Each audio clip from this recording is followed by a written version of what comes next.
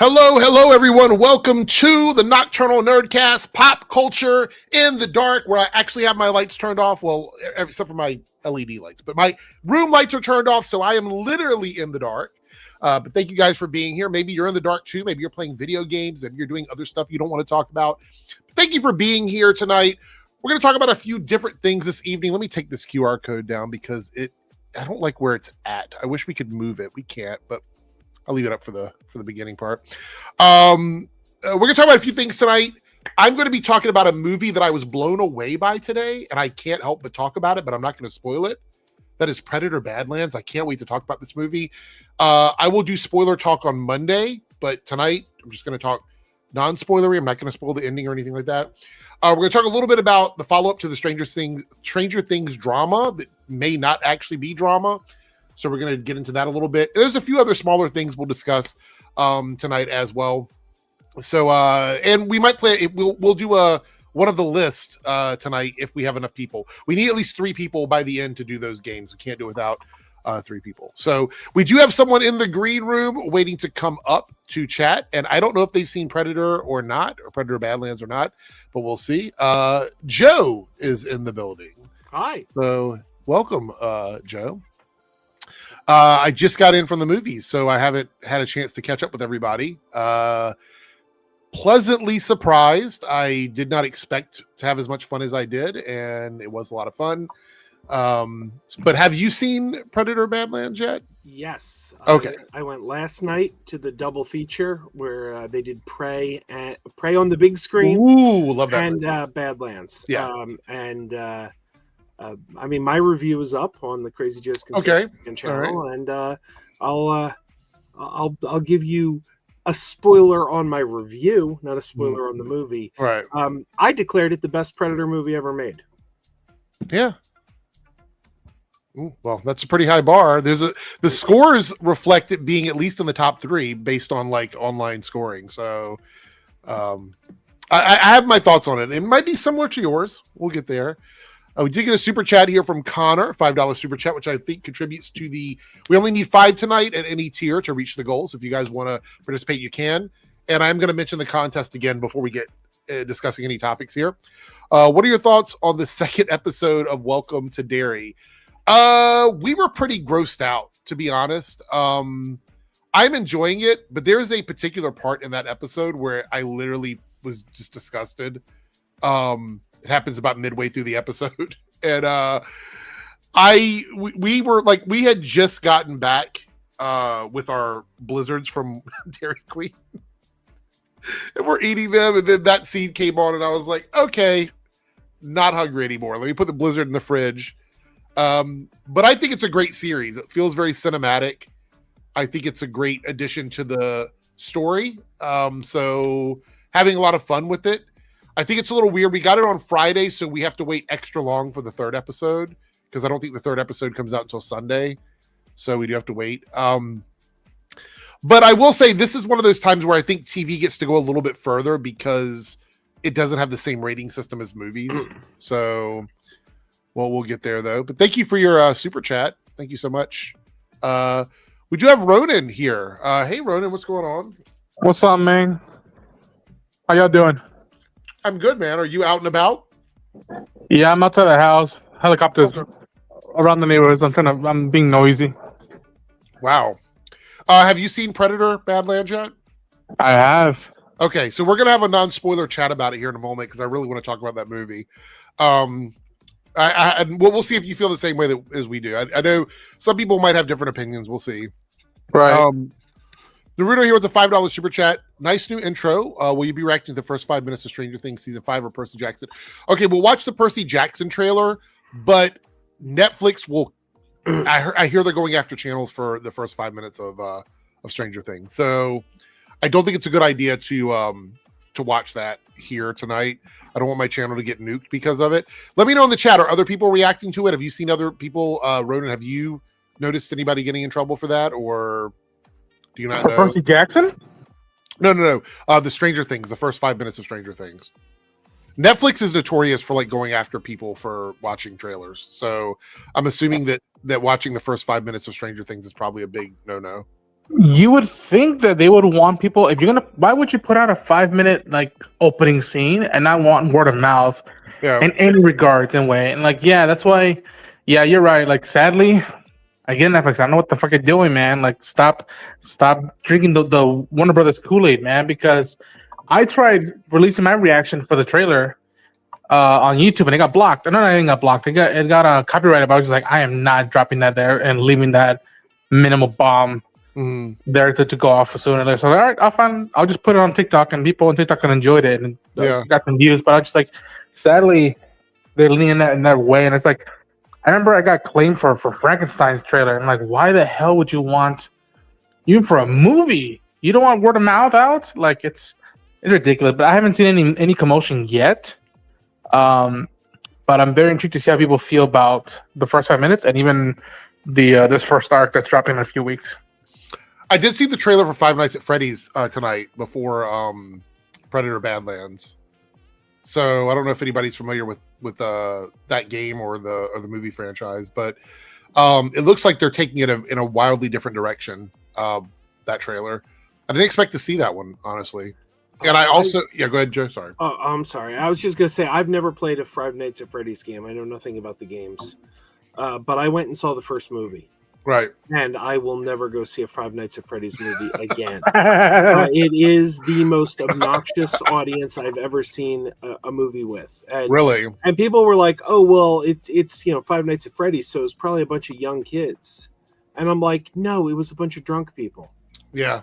I went to like an 11 p.m. show. Everybody there was drunk and screaming at the screen, and it was the worst movie experience. So I don't know what. And then we heard about Minecraft, so I don't know. It's kind of put this thought in my mind that maybe movies based on video games just attract really obnoxious audiences. I don't know. Yeah, it's possible.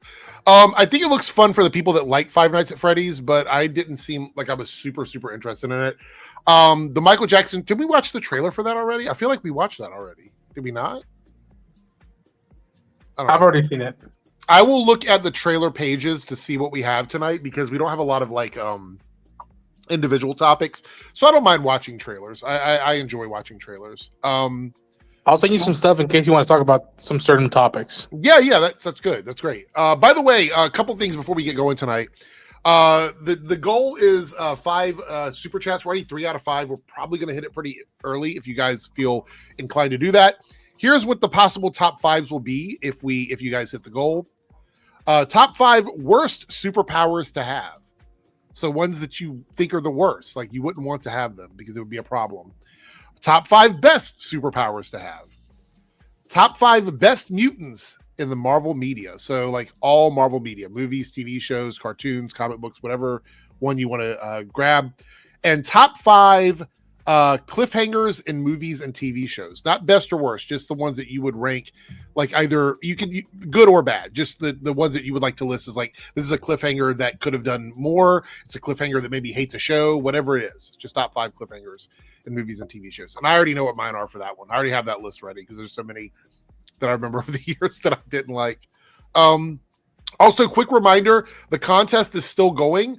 So tonight at the end of the stream, about 5 minutes or so before the end of the stream, the top 5 people in XP, like I think it's called top fans in that bar, top 3, I mean, the top 3 people in both those categories will be put into the pool for the contest. The contest is going to be a giveaway that will happen at the beginning of December once the month is over. I'll spin a wheel. Somebody will win. You're going to get a t-shirt with a custom design on it that I sign, as well as 2 other gifts that I will announce at the end of the month. So if you want to contribute to that, you have to chat in the chat, which it doesn't cost you anything. So you can participate without spending any money. But if you would like to get XP, you can also do it through super chats and super stickers, but it's not necessary. You get XP just for chatting. So there you go. There you go. All that's out of the way now. All right, so let's talk about non-spoilery, so nobody has to run away. We're going to talk about Predator Badlands. Now, I wasn't initially going to talk about this movie tonight. We decided to go and see it at the last minute. I was going to go and see it this weekend, but we were like, let's go see a movie tonight. So we went and saw Predator Badlands. I've never been the biggest like Predator fan. Like it's never been a franchise where I'm like, yeah, fuck yeah, Predator. Like I've never felt that way about it. I've enjoyed it. It's been fun. I think the animated Predator was a Netflix movie. What was it called? Predator. Killer of Killers. That one. For Hulu. Yeah. Right. We saw that on Hulu. I fell in love with Predator after I saw that. I was like, nice. This is fucking crazy. Like, I want to know the lore. I want to know more about these characters because I've always been a bigger fan of the Aliens franchise. So I knew a lot about that. But with the Predator stuff, I wasn't too big on. We made the right decision tonight. I went and saw this movie, and I have to tell you guys, I have never been more surprised, and I've never had a better time going in completely unexpecting to have a good time than I did with this film. I don't know what people are complaining about online. This feels like a movie, a modern 80s movie to me. That's probably the best way for me to put it. It's like everything in it is like if the 80s had the ability and the special effects to do what this movie could do, this is what an 80s what a movie would have been in the 80s based on this format. That's the way I look at it. Maybe even 90s movies, but somewhere along that line. I think the story was compelling. I think the interactions between the characters were interesting. I think some of the surprises you get in the middle and the end of the film are pretty cool. And it's just a good time. You don't have to think too hard. It's literally a movie where you could have never watched a Predator or an Aliens movie. You can go into this movie and have a good time with it without any knowledge of anything before that. It's really a great movie. And if you watched Alien Earth recently and you just want to have a good time connecting the dots with those, you could do that with this movie as well.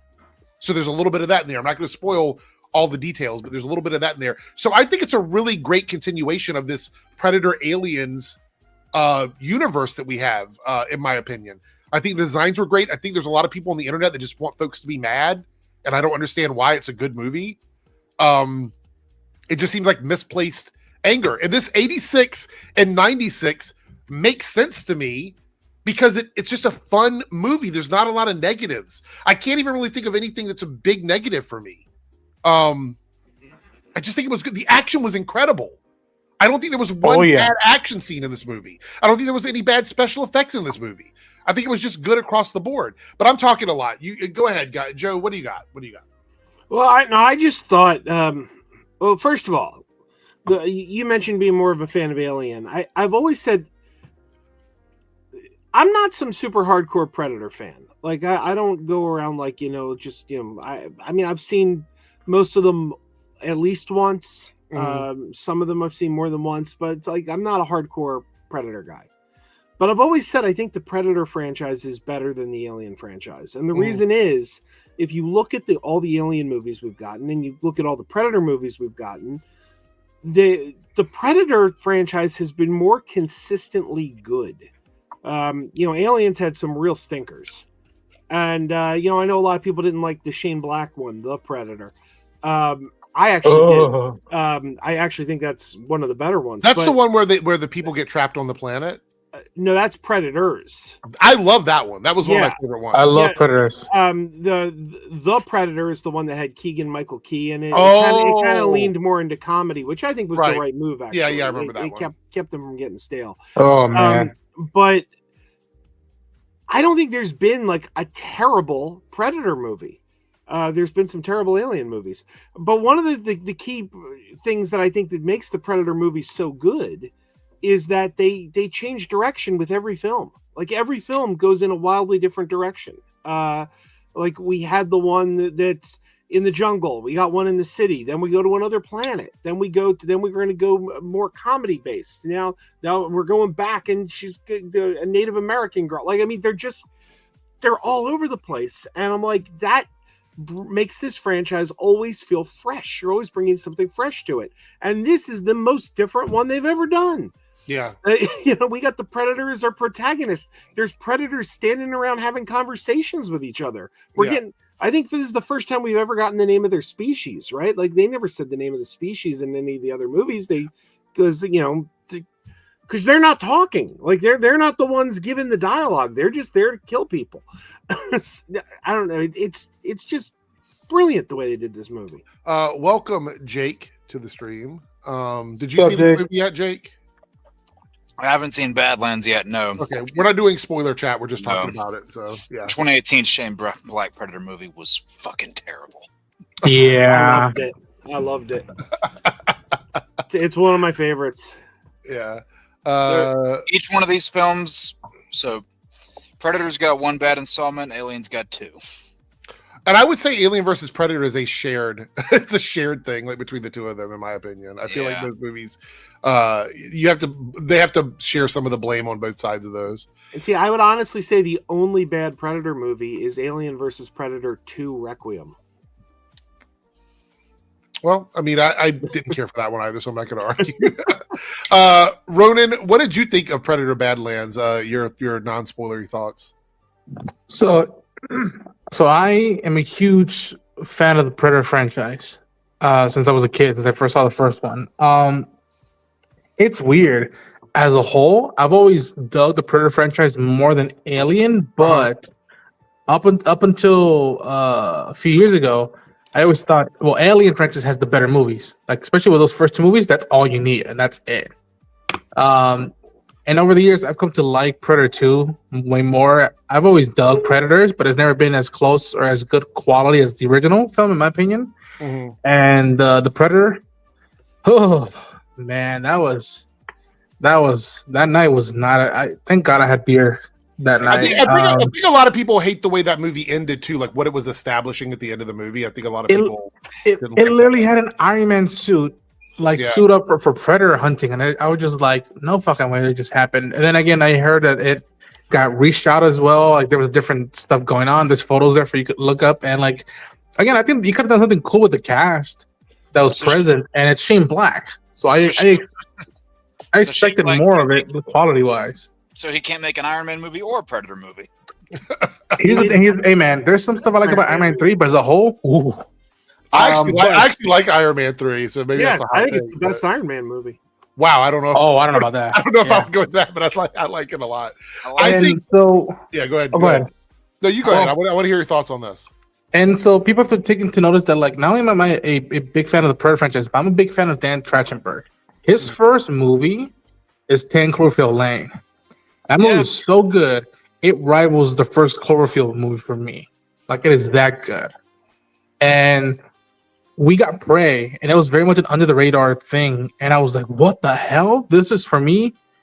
In some ways, it's on par with the first one. I think the first one is still the best movie yet, but like on a good day, I could rather, want to watch Prey over Predator. And then if people bring up the argument, well, Prey is the better movie, the best movie of the franchise, I'm like, I can see that. There's an argument to be made about that. So funny thing about Prey is, not to get too far off away from this, but the funny thing about Prey was several people I know who typically didn't like the Predator stuff, when they saw Prey, they were like, this is fucking great. They were like, this is so great.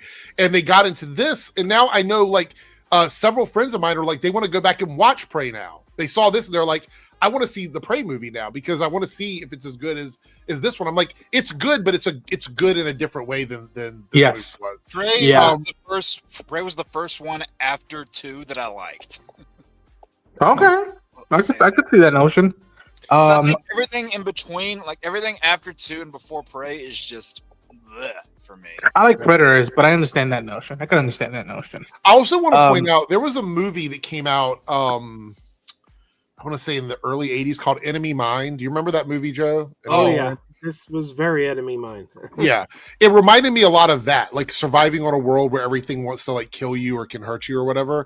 It really felt like they were taking a page out of that book to make this movie. And that's regarded as, in my opinion, as like a cult classic sci-fi movie in terms of like what it did and the special effects of that time. And now you bring it into modern times and you have a bunch of people complaining about it. And I'm like, this to me screams like 80s and 90s sci-fi. Oh yeah, that's what it says to me. Mm-hmm. Without getting too spoilery, there's also elements in this from the Alien franchise that will wet your whistle for that. If you're not too keen on just the Predator stuff, there are elements of that in this, and it plays a big part in the movie. And there's no spoiler in that there's a synthetic that is assisting him. We've seen it in the teasers and whatever.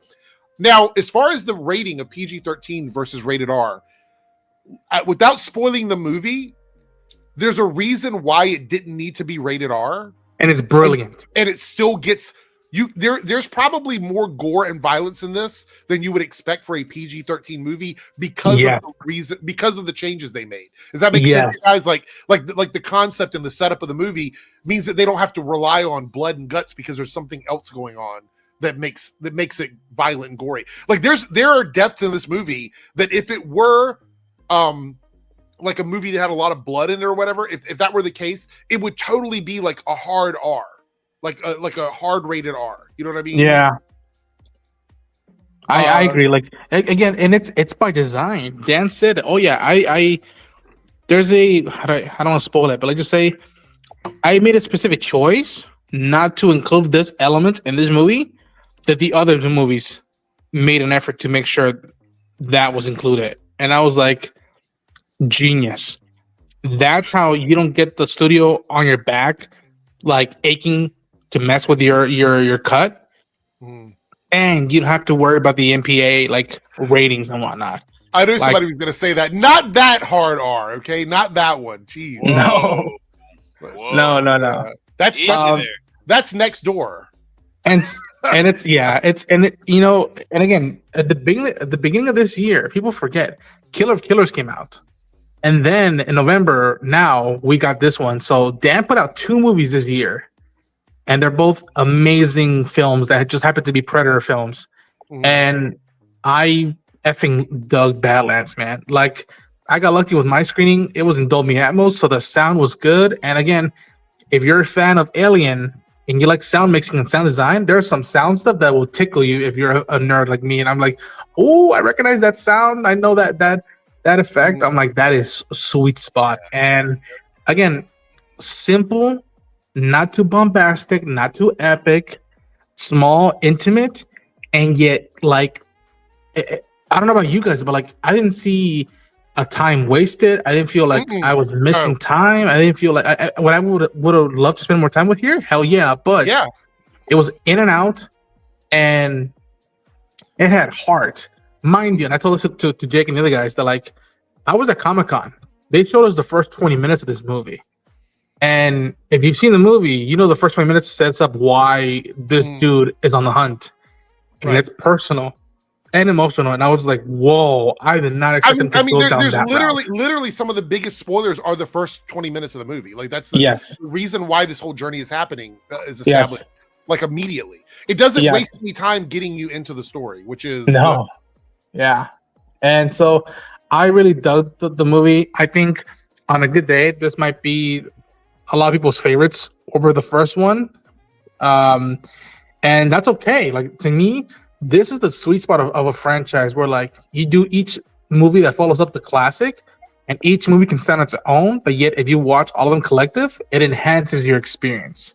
Yeah. And especially when you get to the ending, that it is fist pumping and then something else happens and you're going, well, ooh. The other thing, well, you're talking it up here. So if I go to see it and I hate it, I'm going to message you back, being like, "Hey, man, what the hell?" I know. Okay, so let me try and encompass in the best way my overall feelings about this movie in a package. Right.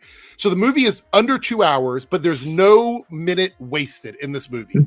Every minute from beginning to end is either important visually or important to the story. There's no throwaway stuff. There's anybody telling you that it's woke or that it's like girl boss or whatever, they're lying to you. There's none of that in this fucking movie at all, at any point in time in this film. So even if you're somebody that's worried about that shit, you're listening to the wrong people because it's just not, it doesn't exist. The characters in this movie all have specific things they're doing. There's no throwaway characters. I feel like, and when you see the twist on why it's PG-13 versus rated R, you understand what I mean by no throwaway characters because of the way it sets it up. You get a solid ending with a good teaser for what could happen later if they wanted to do that. But also it's one of those teasers where if we never get another movie, it's still a solid fucking ending. If that is hard to do, if that's something you would typically get from like an 80s or a 90s movie, which you don't really see anymore. Everything is building towards something else. In this movie, they're not building toward another movie. They are building towards the story they are telling you. And you don't really get that very often. And again, if you've never been a huge fan of Predator, it's never been a franchise you've been into, and you've watched maybe one movie or none movie, You can Okay. still go into this movie and have a good fucking time because it Yes. doesn't require you to know anything walking into this movie at all. Eric, I had a plus someone with me, a friend of mine, who has seen some of the movies, not all of them. Saw Prey, liked it, but didn't see Killer of Killers. Didn't even know this movie was coming out. And I was like, yo, I got free passes. We can go see a movie for free. It's a Predator movie. Do you trust me? He's like, yeah. All right, let's do it. We waited in line for an hour, like the old days, geeking about this stuff. Mhm. Watched the movie. We got out of the theater. He said, hey, man, I had a bad day today at work. I'm so glad I spent an hour and 45 minutes watching this movie. Yep. Like, it is. And I'm telling y'all, almost every choice, every next step, every act that happens in the movie is fueled by character, not by plot. The plot you can kind of already tell within the first half an hour of like what the deal is with all the elements.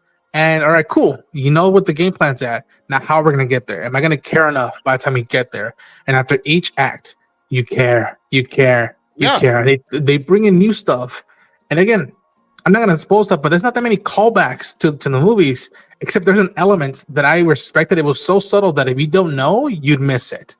You can always tell when a movie isn't as bad as like the grifters are making it out to be when you have those middle of the road grifter guys who have chosen not to toe the line. So you have someone here like Robert Meyer Burnett who goes, Predator Badlands is wildly entertaining. There's so much imagination dripping in every frame, and I felt like I was watching the very first Predator movie as if it was made in 1985 with the original 87 Predator following up. What a fucking delight. That's so wow. When you have people that typically toe the line that are going outside of that to talk about how good a movie is, the movie has transcended in a lot of ways, that kind of shit already tonight. It's a nerve. So, yeah. So I feel like it's just we're in a weird spot where you're going to have the people that are going to be honest.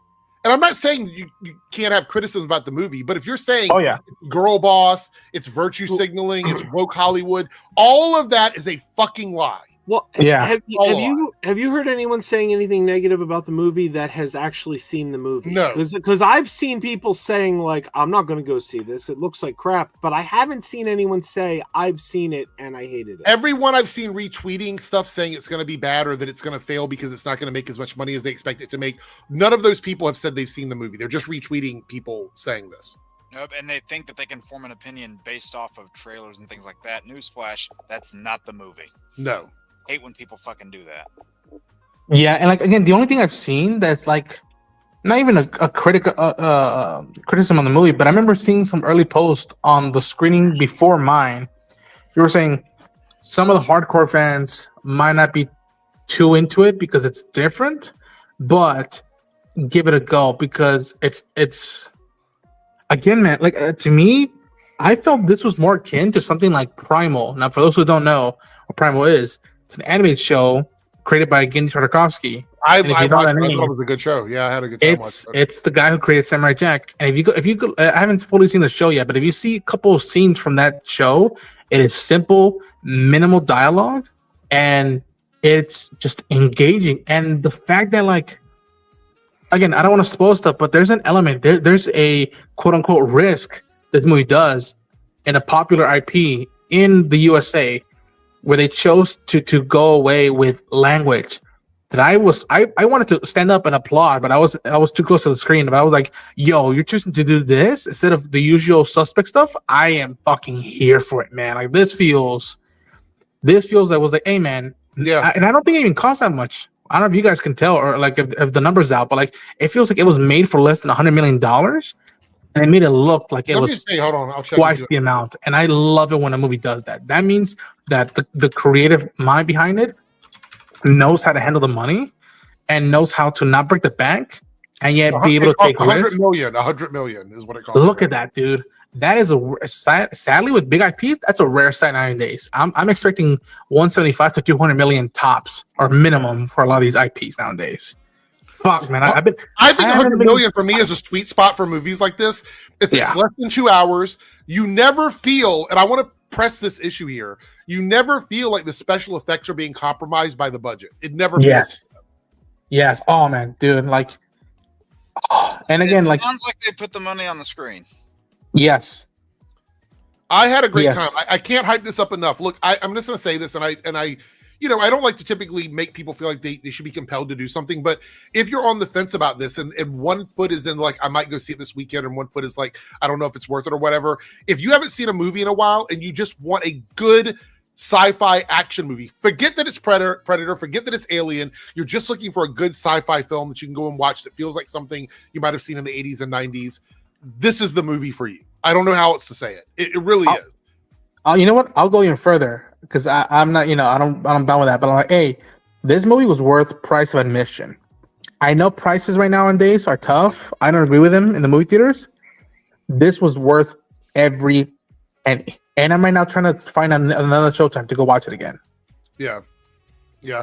For me, so let's go through and see where we put it at. For me, it's definitely in my top 3, possibly my top 2 of like Predator movies.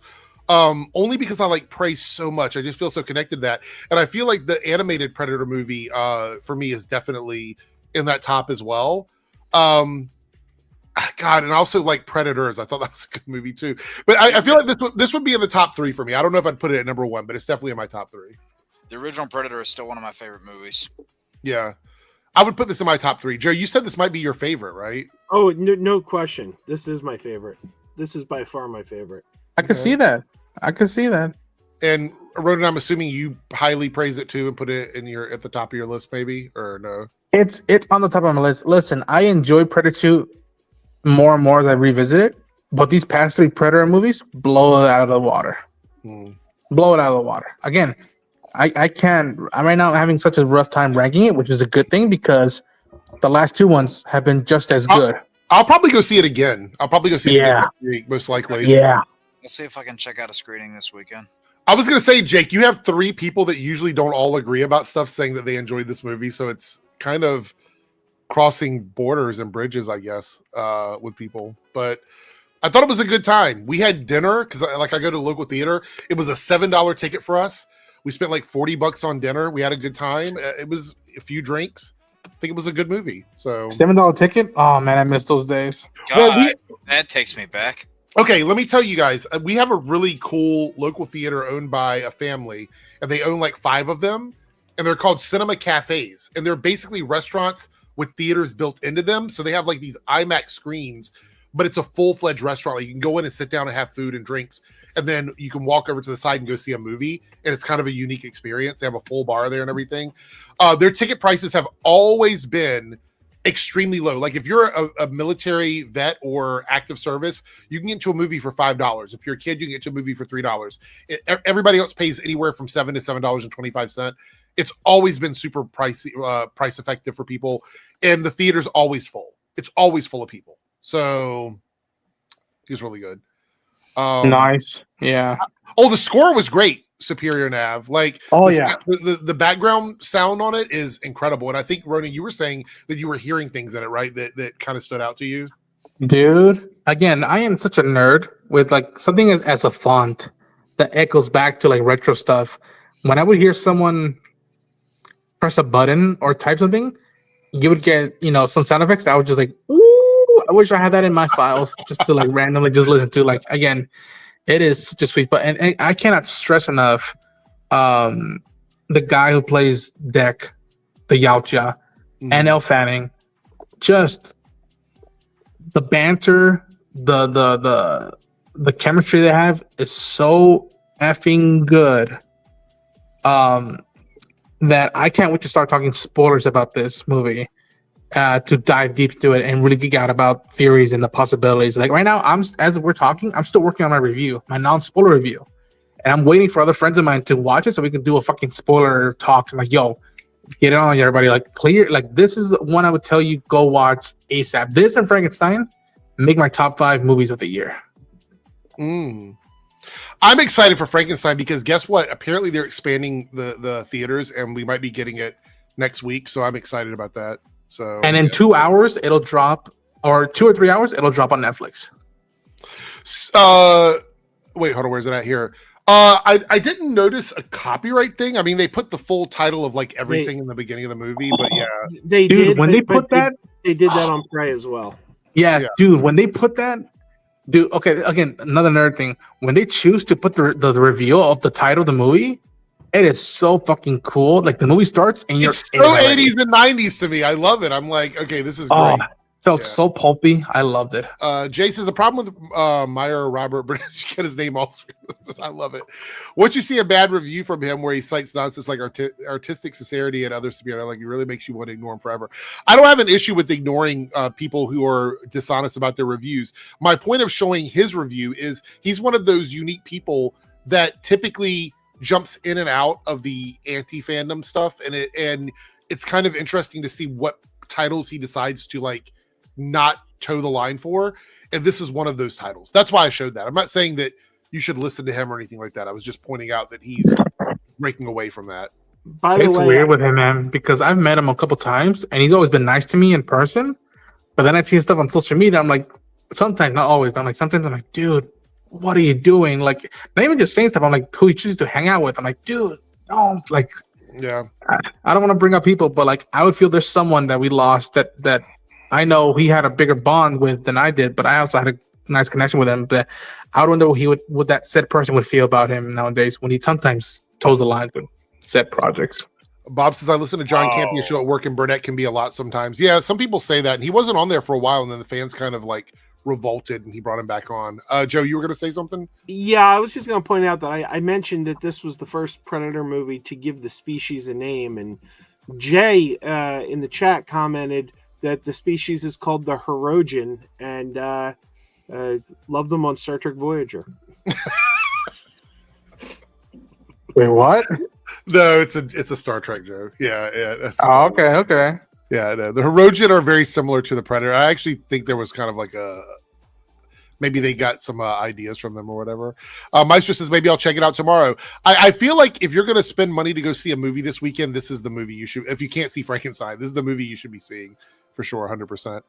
We had another super chat here from Connor. We're 3 out of 5 guys. 2 more super chats of any level, and we'll be selecting something from the list. Connor here with a $5 super chat says they've released an announcement video for Stranger Things Tales from 85. They did do an announcement video. Okay, so the article was saying that it hadn't been greenlit yet, but I guess it is now. Maybe. I'll look for that, Connor, see if there is any of that available online. Ronan, you said you were going to send me stuff. Are you sending it to me on Twitter? Is that where you're sending it to me at? Like, yeah, I'm getting through this edit, and then I'll send you some stuff. There's some stuff. I'll spoil. I'll hint at it. It's based on adaptation for a video game. Okay, and we'll see how you guys feel about it. Oh yeah. Speaking of Stranger Things, we talked about the whole Millie Bobby Brown, David Harbour drama. Yep, there's been development there, and we got something interesting. So, a Hit Piece article came out saying that he wasn't on the press tour. Right? They were saying he wasn't there. No, that's false because there were pictures taken of Millie and David hugging, and there's more than pictures, Jake. There's more than pictures, actually. So that article actually came out from a couple reputable sources, and I'm like, how are y'all reputable when we have stuff like this, right? This is a literal video we're going to look at here of the two of them hugging each other. So, I mean, I'm just saying, like, if there's any bad blood, it's not present on the press tour. So I feel like the Stranger Things drama might have just been all bullshit, right? I mean, I think so. Came from Daily Mail. Yeah, and if that was a problem, as it had been claimed to be, why only bring it up now when the show is trending? Suspicious timing if I've ever seen it. I mean, if you look at the two of them here, this is not something someone does with a person they're not happy with. You know what I mean? Like, this looks like two people who get along just fine. So, exactly. I mean, especially when we just talked about on Monday that without any sort of statement or something to show that these accusations are false, it's detrimental to both people. What better way to do it without saying anything than giving each other a hug on the red carpet or a premiere of Stranger Things? You know what I mean? Like, what better way to do that is to go out, promote the show, and promote together. Yeah. I don't think they need to say anything. I understand now. Like, they're good, right? And honestly, it's not the general public's business. Yeah. So Bob here says, sounds like it might have been a professional disagreement that was resolved professionally by decent people. Yeah, I mean, if there was some sort of like issue behind the scenes, they handled it, and that's why it was never made public, because it was handled behind the scenes.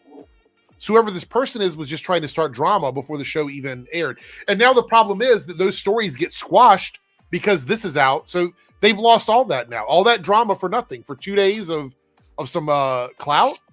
Any credibility they thought they had just went out the window. Yeah. Dalton says people love to make stuff up. Yeah, that's true. Yeah. I mean, how do you think we got this covered lasted for so long? I don't think it was a way to promote the show superior enough. Like, I don't think the way to promote the show would be to accuse one of the main stars of actual harassment. I don't think that was the case. If it is, that's a twisted way to promote your show. But good luck getting him to sign off on that.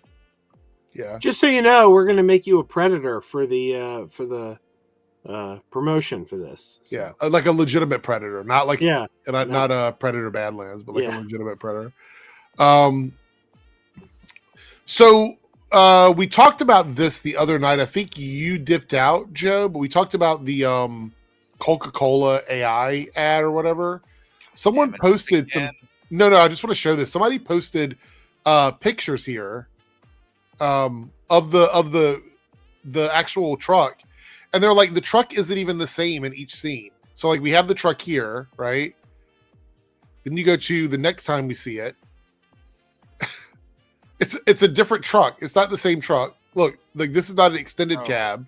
It's not. You go here, it's a different truck, and then you go here, and it's another different truck. This one doesn't have the stacks on the side, and I don't even know what these are, to be honest. They're lights. And then you go here, and it's a different.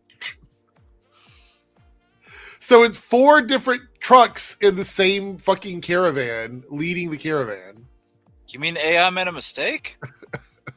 Whoa. I'm just like, come on now. Maybe they're sending a message that they have a lot of trucks. I guess. But there was also an interesting thing here about this. Let me see if I can pull this up here. What's up? We got 2 Bobs in the chat. Organized Chaos Bob and Bob of the Old Ways. We have this here, which I thought was interesting in regards to the commercial. Coca-Cola declined to comment on the cost of the new holiday campaign, according to the Wall Street Journal, but it said around 100 people were involved in the project, a figure comparable to the company's older AI-free production that includes 5 AI specialists from Silverside who contributed to prompting and refining more than 70,000 AI video clips. Basically, they're saying that they got rid of people and they're still going to be paying the same, I suppose, for everything. They didn't save any money by doing that. So weird, man. Like, I never thought I would miss those fucking polar bears commercials. Yeah. Just give me the dancing bear, man. Yeah. All right, let's talk a little bit about this. Here are all the potential buyers for Warner Brothers Discovery. These are people that have either mentioned it or officially put a bid in or whatever. Paramount, Skydance, obviously, Comcast, NBC Universal, which we'll look at something from them here in a second. Netflix, which that's a they said they wanted assets. They don't want to buy Warner Brothers. Amazon has also been interested in assets. Saudi Arabia was a rumor. I don't think there's been any official like offer on that. Apple, I didn't see them say anything about it.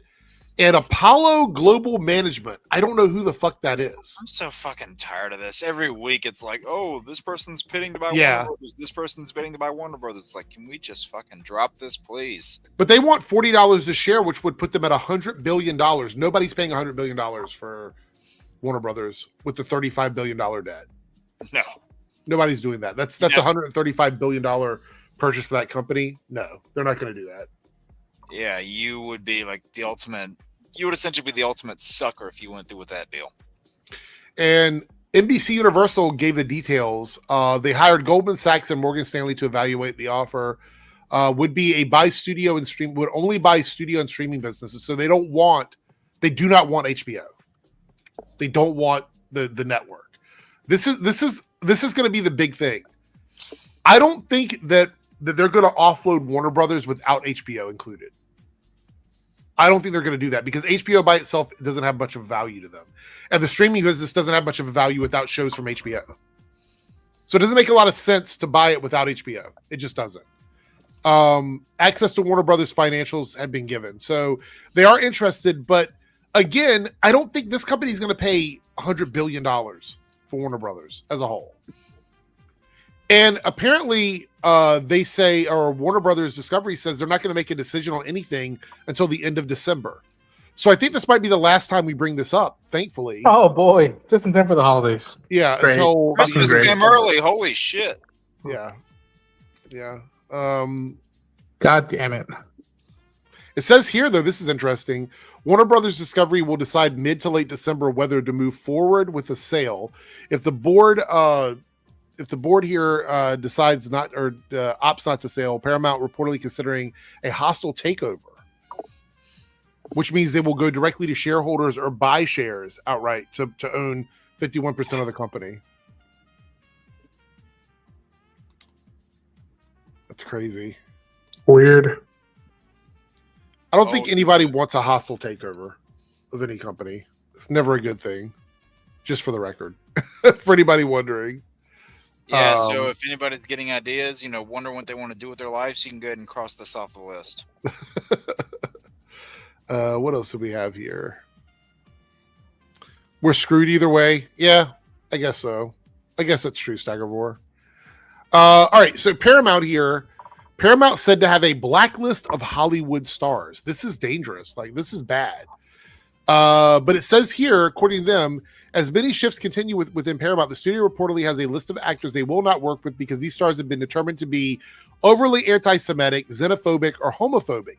Now, I don't have a problem with keeping like bad actors out, but what's to say this list doesn't go over into other things? Boys, I'll be right back. I mean? Okay, there's some commotion in the neighborhood. Yeah. Let me see what the full article says here. I want to click on this.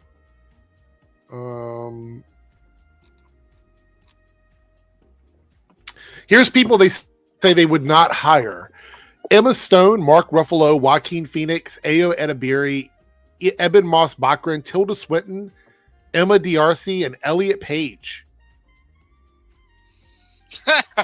Jeffrey. Oh, God, that made me laugh. Did you see his comment? Oh, No, God. let me see. Oh, Yeah. that one got a chuckle out of me. Is Stephen Amell on the list? Maybe. Possibly. Yeah, I mean, I love the idea of not making people work with people who are homophobic or anti-Semitic. That sounds like that's a great way to start like deciding who you want to work with. However, I think the blacklist probably has more than that on it. So it's probably a very, very thin line of actors they're probably willing to work with, which means that you're going to see a lot of the same people cast in projects with Paramount. Yeah, I mean, last year Joaquin Phoenix was in one of the biggest bombs for Warner Brothers. So Yeah.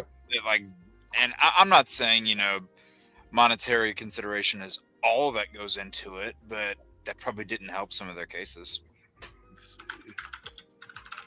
Let's see what trailers we got. People were saying there's a lot of trailers. Let's see what we got. Yeah, there was a lot of shit that came out today.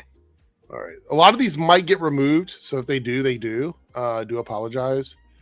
Let's see here. We got the Michael Jackson teaser. People were talking about that. We'll probably give that a watch. It's probably got music in it, so it'll get I would claimed. imagine so, yes. Five Nights at Freddy's 2. We'll give that a watch. Why not? Apparently V for Vendetta is coming back for a 20th anniversary. Wow. Damn, it's 20 years old. Jeez. Let's see. Sorry, I don't feel very good after hearing that. The Stranger Things Tales from '85 has a trailer. Percy Jackson has a trailer. All right, let's go ahead and get started. Let's watch. Is that animated series Tales from '85? Yeah. We're gonna give that a watch too and see what we think of it. All right, let's do this. This is going to be. Let's do the Michael Jackson trailer first. If anybody's watching the stream on playback right now, just know that there's a possibility that these may not be here. So you might get what we call in the filmmaking world a jump cut. Right, that might happen. Let's see here.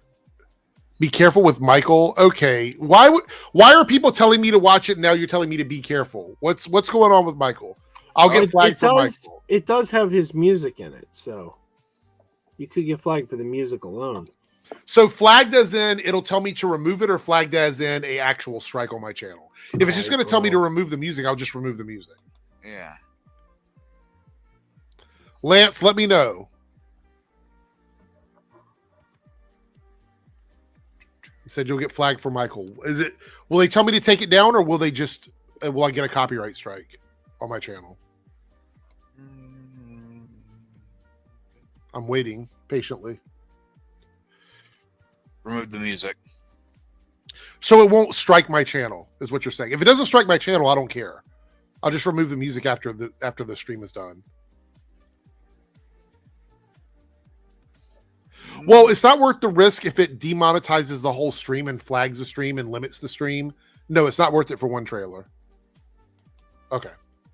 We'll still watch it. If it flat out copyright. Yeah, if it gets a copyright claim and it lets me mute the music, I'll mute the music. Here we go. And I know you've been waiting a long time for this. The tracks are made. The songs are ready. Let's take it from the top.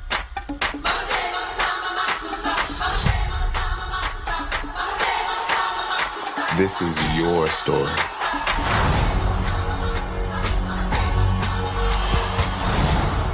Isn't this like his nephew playing him in this? I think so. I think it's like his nephew. I think. Know your past So you wanna be starting soon? and embrace the future. That's what people want. Oh my god. Oh shit! Did you see that Thriller clip? Yeah. Oh my god. He looks just like Michael Jackson. Keep in mind, I was a kid when this was actually on TV, and I remember seeing scary. this. Like, I was watching MTV when this stuff actually came out. Like, literally came out. He looks just like Michael Jackson.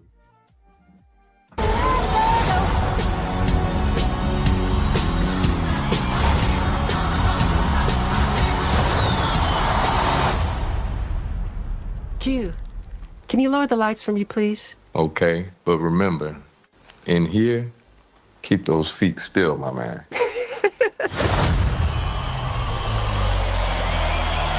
Holy shit. Oh, show me a moonwalk. Come on.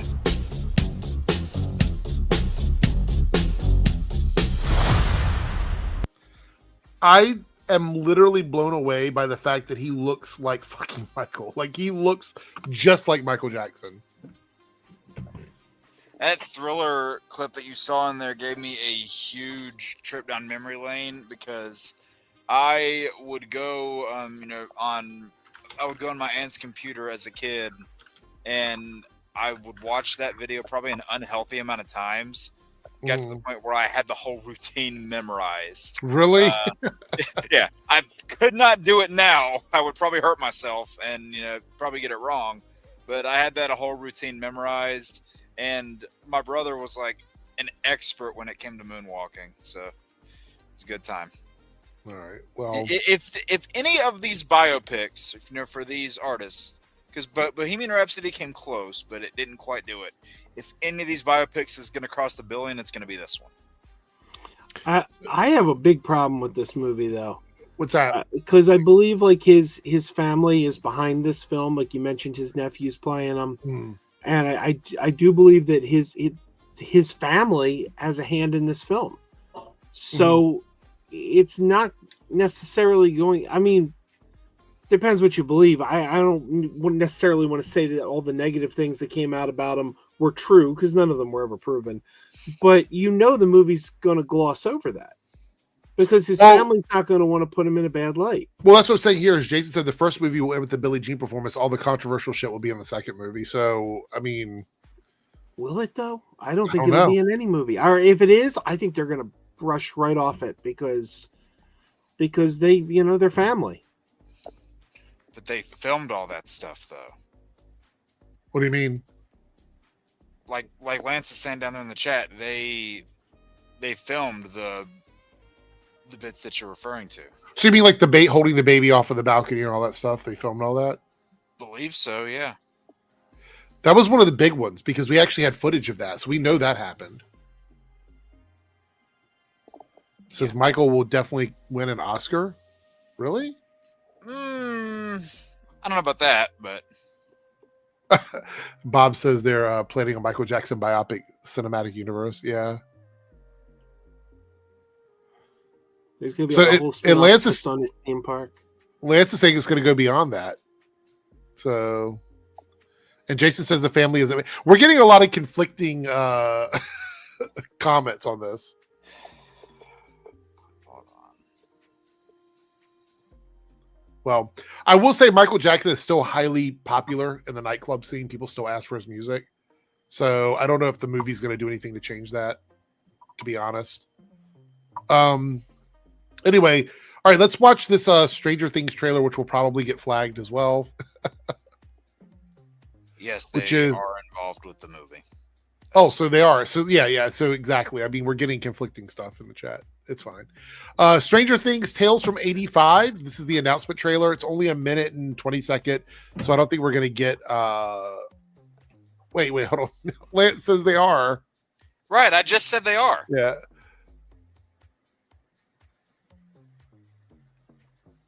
All right.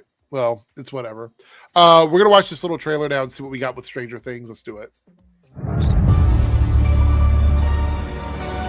When we started talking about, was there anything else we want to do with Stranger Things? This was one of our first ideas.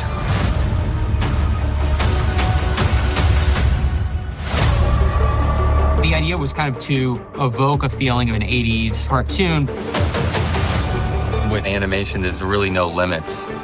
Eric and his team can just go wild. And they have. And they have.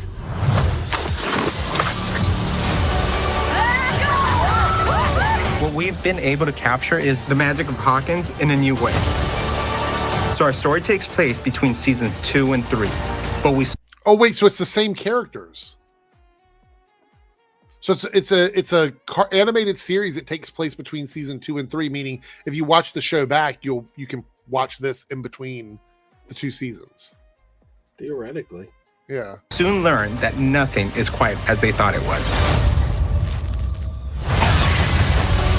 So get your flashlight, get your backpack, because it's going to be amazing.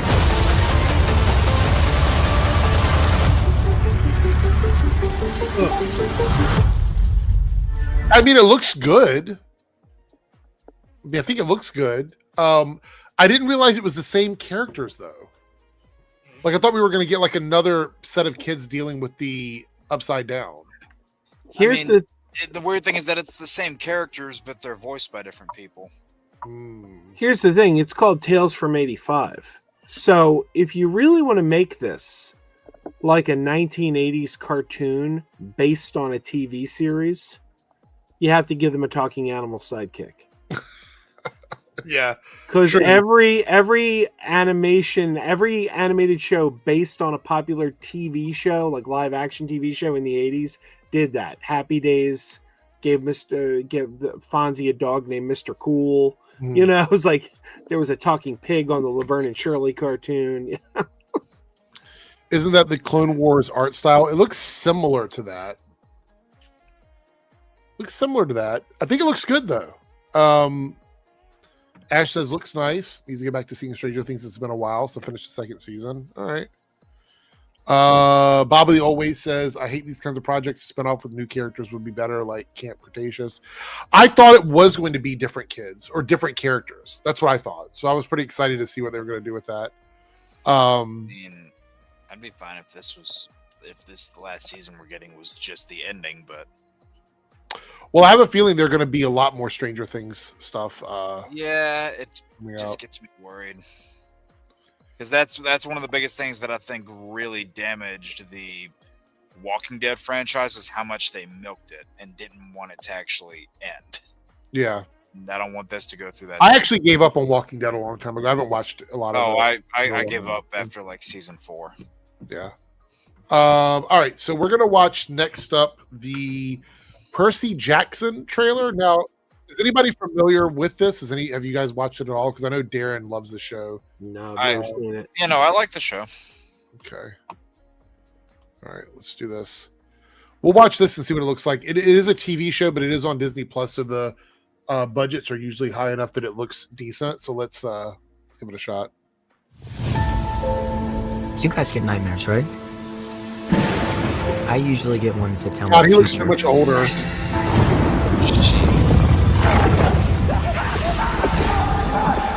Or try to kill me. My name is Percy Jackson. You didn't have the dream? About Grover? About camp. The danger the camp is under is greater than you can possibly imagine. What about Grover? You know where he is? The Grey Sisters see all. They only have one eye. Look who's talking.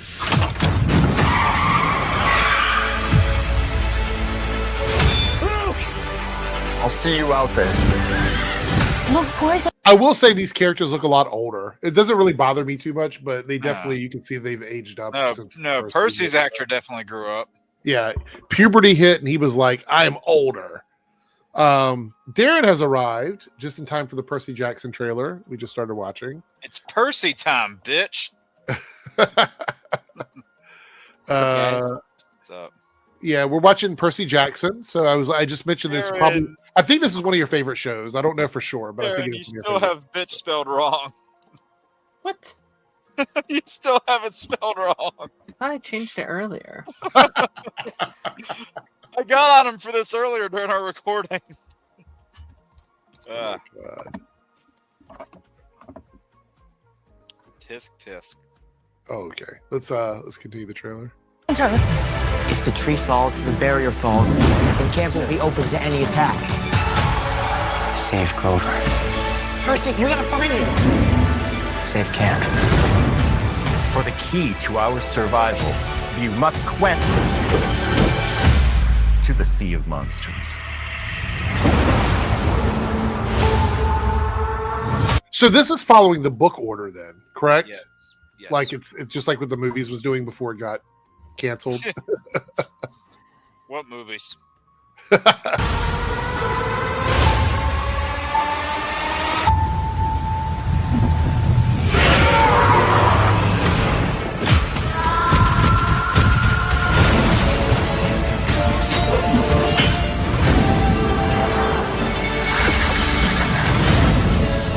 We take care of each other. That's what real heroes do.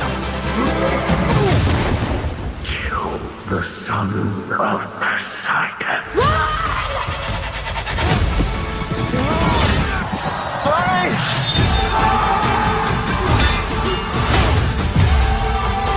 You can't give up on your family.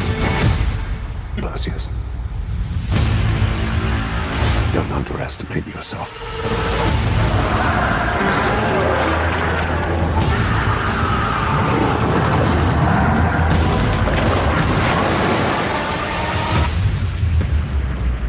I'm not gonna let some stupid monsters stand in my way.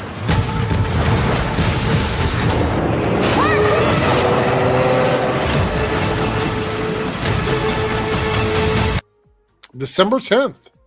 It's not too far away. That looks pretty good. Keyblade Master Jeffrey says those movies don't exist. We don't like the Percy Jackson movies? Fuck no. I've never seen them. God, those movies are terrible. They're fun. Look, we're disagreeing again. The duality of man. Haven't seen them. Terrible. They're fun. This is like the yin yang right here. I mean, jeez. I haven't read the books though. I think the movies are fine. See, that's the thing. I have read the books, so which is maybe fair. I have that bias. And Fair. I'm hoping that with this series that we eventually get to Battle of the Labyrinth, which is the 4th book, because that's my favorite one. And season 1 gave me a lot of confidence for how they're gonna adapt this going forward. So I hope that if we get to that point, then they adapt it well. Yeah, R.I.P. Lance Reddick. Who's playing Zeus this season? Naruto with the $5 super chat. God, yeah. Do we know? Have they recast it yet? I don't know. Let me look it up. I don't know if I agree with Bob of the old ways on that one, but I can see why somebody would have that sentiment.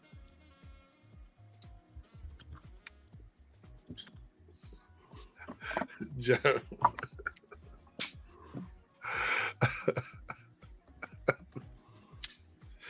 Oh my god. Sorry, I didn't know if that was appropriate to share on screen. That's so funny. That's hilarious. If it involved a wedding, probably not. It could be a wedding, actually. I mean, A bunch of weddies. Yeah. Let's see here. We're having a contest on my next live stream. You can enter and win a weddy. 5 winners. No. I wish I knew what they were so I could decide if I want to enter the contest or not. And I get in the line for alcohol poisoning instead. What is this Arco trailer? Does anybody know what this is? Arco? Arco. Sure, it's not Argo. Says here, okay, before we watch it, we can watch it if you guys want the animated thing. A magical and beautiful animated journey through time. Arco is a dazzling adventure about a 10-year-old boy from a peaceful, distant future accidentally travels back to the year 2075. Back to the year 2075. What year are they in? I don't know. All right, let's give it a watch. It sounds interesting, and the trailer doesn't have a lot of views, so here we go. The hell?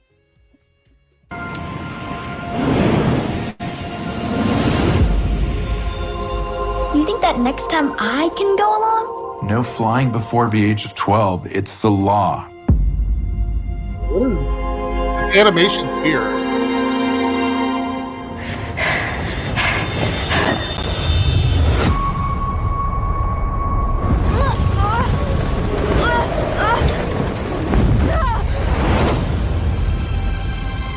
Wow.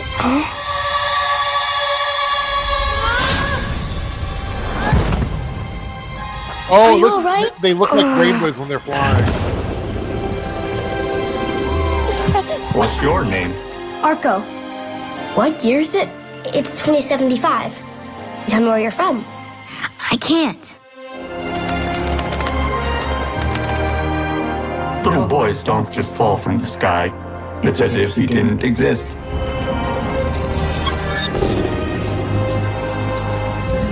Have you seen anything strange in the woods? I just saw a rainbow. What's it like? No one should know the future. Ever. Wow. There was a diamond on my shoe. I can't go home without it. You're gonna have to run fast. If they catch you, they'll never let you go home. Do you think wishes really come true? Like in fairy tales? I don't know, Iris. Arco! But what's to stop you from trying?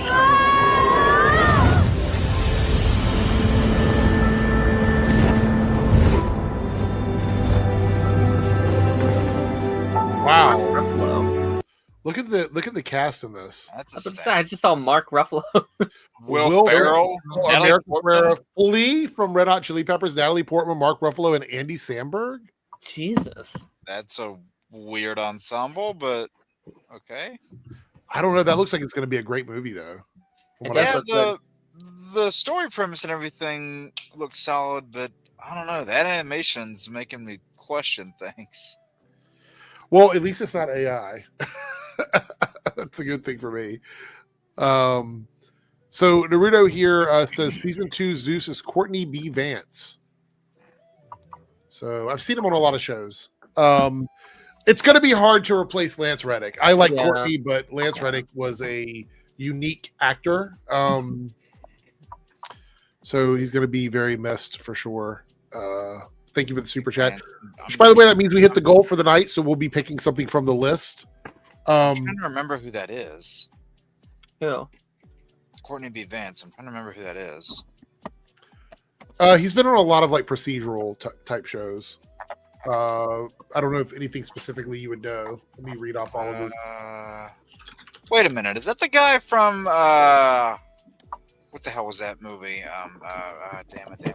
What's that movie? He's been in a lot of stuff. Don't get him confused with that actor from Friends, Courtney B. Cox. Let's see. Television. He's been in Law and Order, Piano Lesson, Picket Fences, Affair, Boys Next Door, 12 Angry Men, Wild Thornberries. He was in a movie with Michelle Pfeiffer, wasn't he? Like back in the 90s. Picket Fences was a good show. Lovecraft Country. I'm seeing. The name is on the tip of my He's tongue. been in a lot of stuff. That's why I don't want to name all of it. But he's in the new Lilo and Stitch. yeah, he was in. Was he Cobra Bubbles? I guess so. Dangerous Minds. Dangerous Minds. That's it. Thank you. Yeah.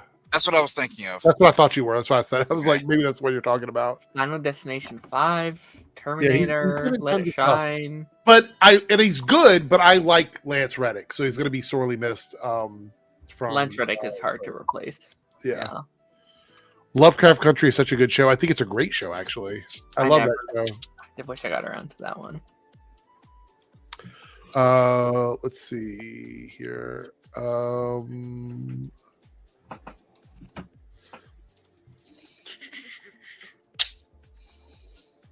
So we didn't see Courtney Vance in any of the trailer, though, did we? I don't think we saw him at all. I don't think so. I didn't see it. Yeah, R.I.P. Lance Reddick. I loved him in Horizon Zero Dawn and Horizon Forbidden West, and he was. He was in those games.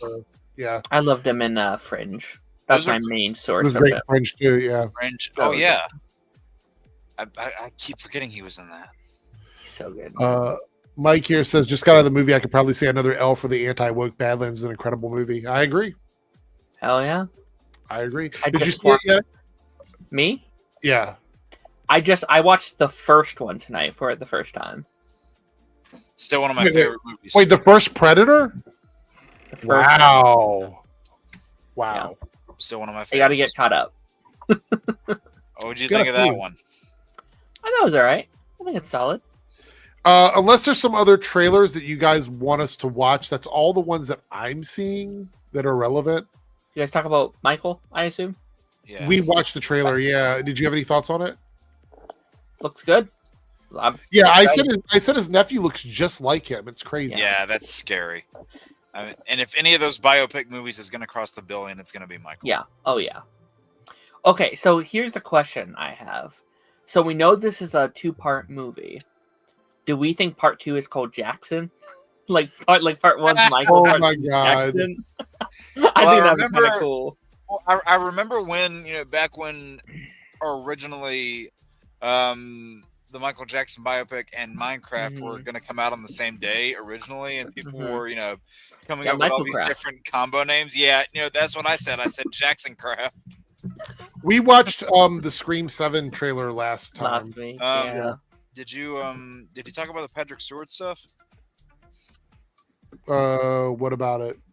Where the rumors are circulating that he might be retiring after Doomsday. Oh, I did hear about that. Yeah, this might be his last film. Yeah, he might not come back. Yeah, like period. I'll believe it when I see it. A lot of celebrities say they're going away and then they don't. I don't believe it at all because he's been pushing hard for another Picard movie. Like he wants to do another Picard movie. I don't know. Maybe that's the exception. Maybe he'll be like, well, I'll do that. I mean, he's 85 years old, so if he wants to hang it up, then I'm having kind of like a hard time emotionally with where we need to be when it comes to like the next set of X-Men movies, because I love seeing a lot of these people come back, and I think there is a place for that. But I also realize that if we don't let these guys go, we're never going to start over again. Yeah. And Superior's thing, they're putting the Doomsday trailer in front of Avatar, so it is coming in December, supposedly. Yeah. I would like to give these new actors a really good opportunity, but I feel like that there's a lot of like nostalgia bait with like bringing these guys back. I've said it before, I'll say it again. That's what I think the First Class cast should have been, was a full-on reboot instead of connecting the two together. Like that should have just been a reset, because you had a lot of great actors in there, great castings, and a lot of potential for growth, but then as soon as they brought in, some of the more heavy hitters, they started dropping the ball in storytelling heavily. See, I'm a firm believer, and I've been saying this for years. I believe that the first class through Dark Phoenix cast should be the MCU's X-Men. They should bring them in. They should do some kind of universe merger where their universe gets merged, and any discrepancies or continuity discrepancies get written off as time paradoxes. I don't think that you're talking about the Jennifer Lawrence era, right? Yeah, I don't think he wants to play Mystique ever again. Well, you don't need her. And you don't need her because she's a shape. Number one, anyone could play Mystique. She's a shapeshifter.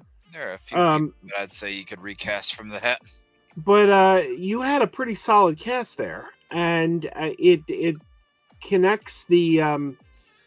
It gives you legacy. It gives you it's very clean. It's a very clean way of doing the X-Men, because one issue that the MCU has that they have to overcome is that the X-Men can't have a history, because Professor X and Magneto, they're supposed to be like the elder statesmen of like the mutants, but in the MCU right now there are no mutants. So how, like, whatever causes mutants to come into the MCU, how are you going to have the elder statesmen when everyone's coming in at square one? After the reset, it's not going to matter.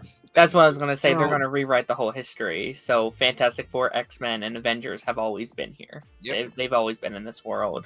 Do whatever you want. I don't know. Is that going to work? I don't know. It just seems cleaner. Technically, there are mutants. So, I mean, Miss Marvel was kind of retconned into a mutant, I guess. Miss Marvel. Yeah. Namor's a weird one, though. Yeah. Wolverine, technically. The issue I have is, like, I just to be fair about this, I don't have a problem with anybody having like their own favorites about this character, that character, or whatever. Yeah. I'm at a point where I'm just kind of exhausted at like, I feel like there needs to be a clean cut with this Doomsday Secret Wars thing. Yeah. And stop going back to the old stuff and trying to like nostalgia. Like, no more. No more after this. Yeah, don't do what they did. And I mean, granted, we haven't seen how the full thing plays out, but don't do what DC is doing, where you reboot, but then you play fast and loose with a lot of stuff that came before, and you're doing a mix and match. It's like, okay. Well, this reboot's going to be different though, because they're just merging universes, right? I mean, I think that's the difference in this one and that one, right? Am I wrong about that?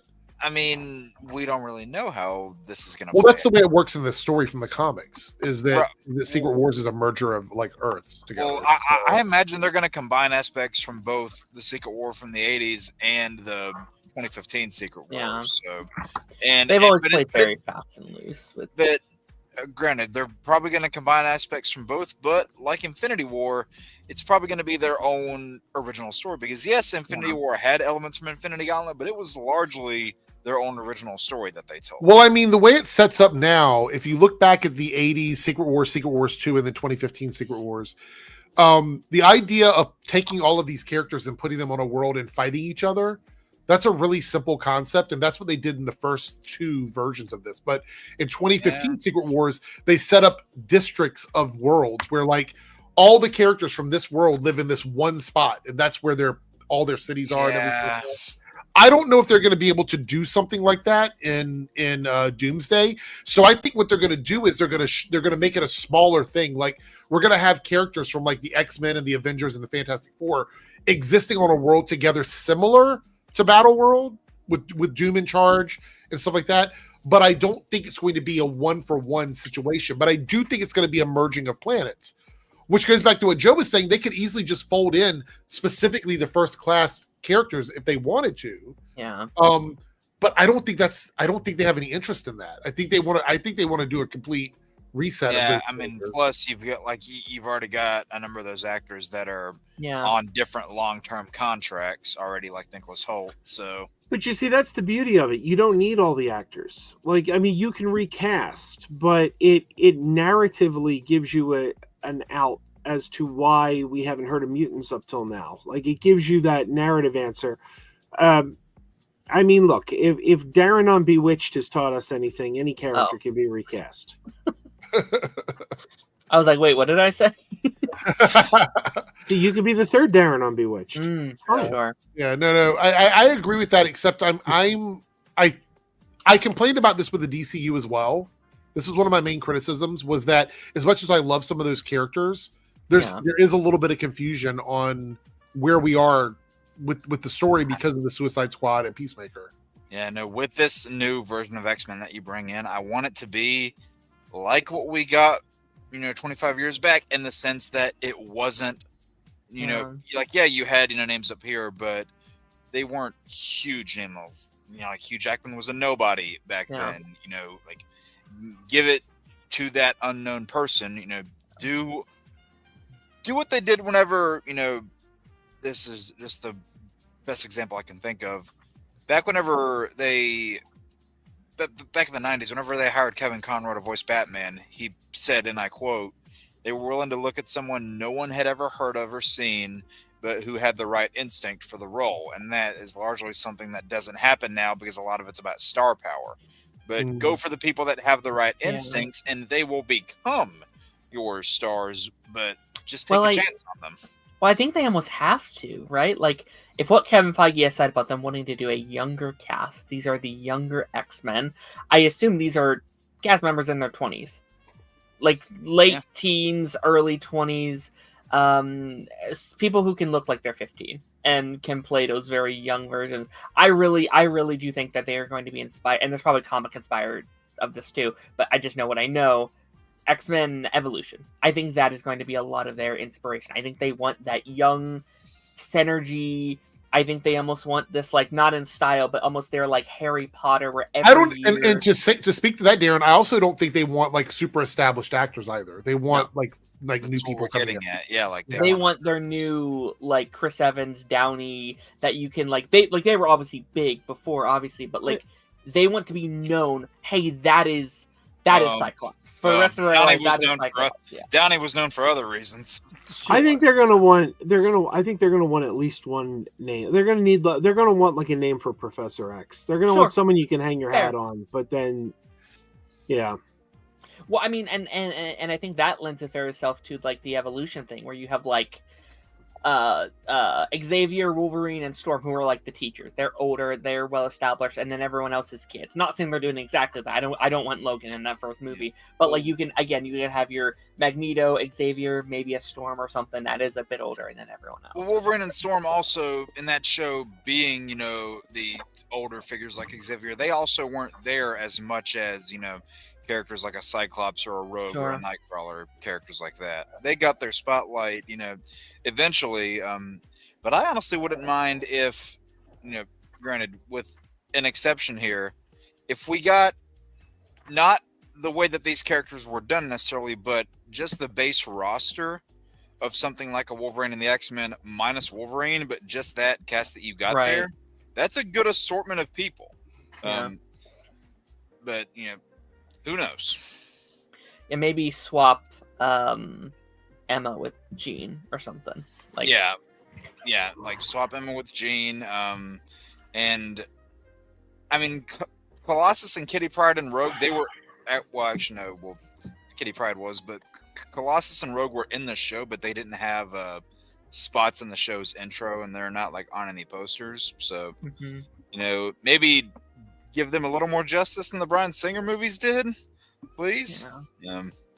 Which, I mean, after Deadpool, I don't think it should be hard to figure out how to do Colossus. So, by the way, Joe, I've been meaning to ask you, what's your thoughts on this new Miss Piggy movie? Well, it's funny. I just had a conversation with my my buddy Dave about that yesterday. One thing everybody knows about me is that I love the Muppets. Another thing a lot of people may or may not know about me, I hate Miss Piggy. Miss Piggy is my least favorite Muppet. I don't. When the 2015 TV series came along and Kermit and Miss Piggy broke up and Kermit had a new girlfriend named Denise, I was all for it. Miss Piggy's an abusive girlfriend. She beats him up. Like, I mean, I can't stand Miss Piggy. She's I don't understand why they put up with her. She's abusive. But I'm in between a rock and a hard place here because I need to go and support this movie and I need to get behind it because much like Tron Ares, if you want more Muppets, you better support what they're giving you so they know there's an interest. Yeah. So I think it's I actually don't disagree with you at all. I'm not a huge Miss Piggy fan either, but a win is a win, and it feels like this is the first time in like almost 10 years, really, where it's like, they're finally back. Like we have the Muppet Show, I assume coming back. It seems like they might be coming back with the Disney Plus special, and then that within a month apart. It feels like they finally realized, we have an IP we're not using that people have been asking to bring back. I think maybe it was a wake-up call when the ride closed down at Disney World and they got so much backlash for it. I think maybe that shook something at Disney where they're like, hey, maybe people care about this franchise more than we thought they did. Yeah. All right. Well, Ronan is back. Welcome back, Ronan. We got a couple of super chats here. Naruto with the $5 super chat says, depending on how far the movie goes, will the Chuds accuse Michael of whiteface? Oh my god. Oh my god. Chuds are gonna chud. Eric, did you get the message I sent you, or do you want me to put it here on the private chat? Oh, did you send it on Twitter? Yeah, but here I'll put it to right here if you want. Yeah, you can do that.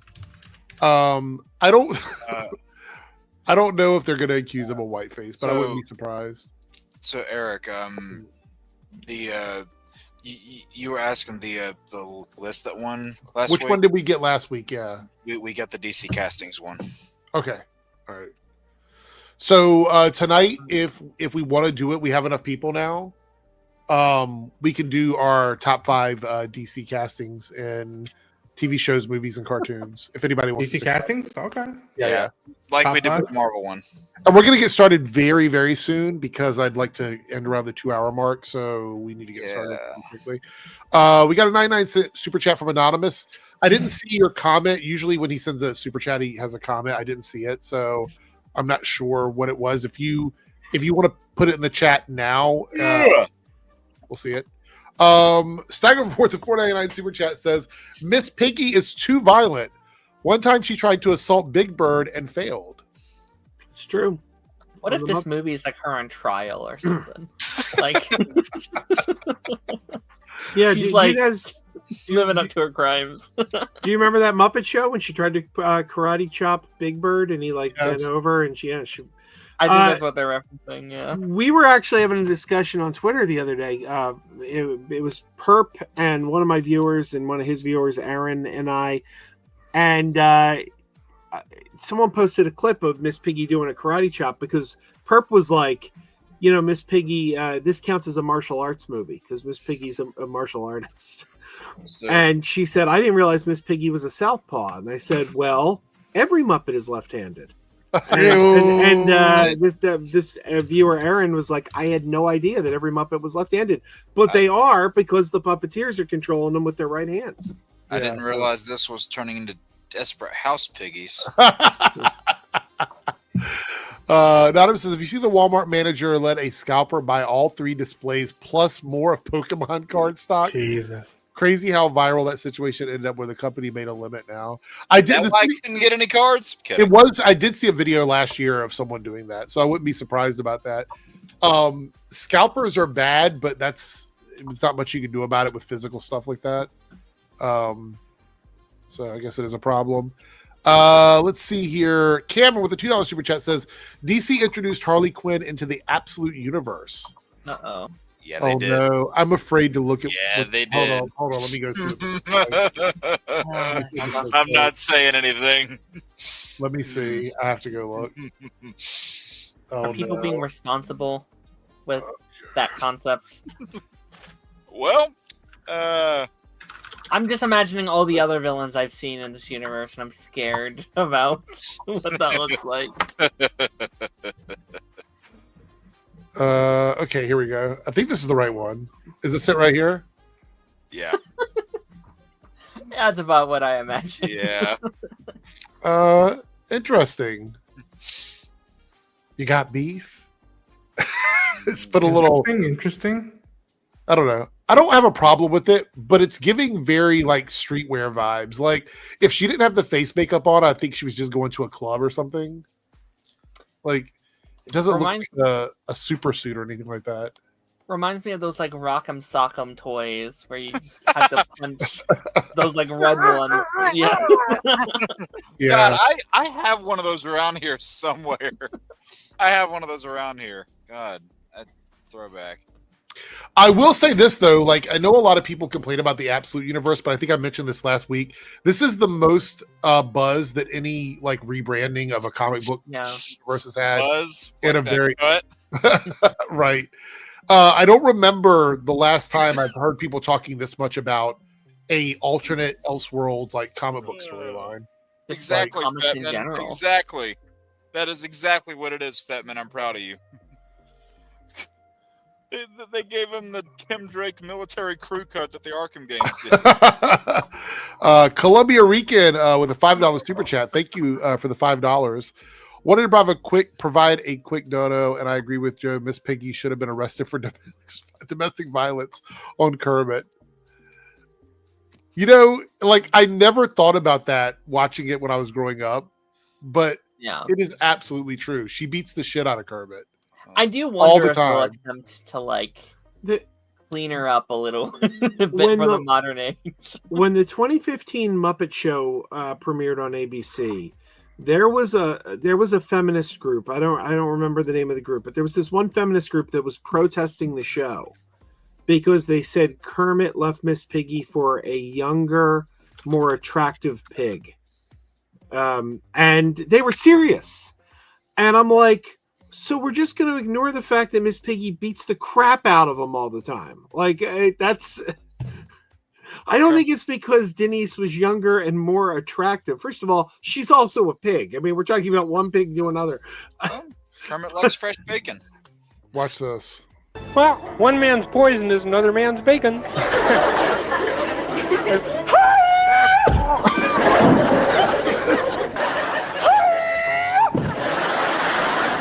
We can go to back where you were born.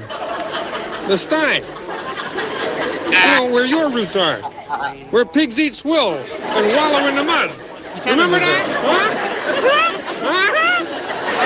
Remember this? Oh my god. Oh god.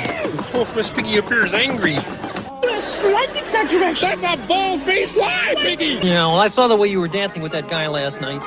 Oh, Kermit! You're jealous! I am not. You are!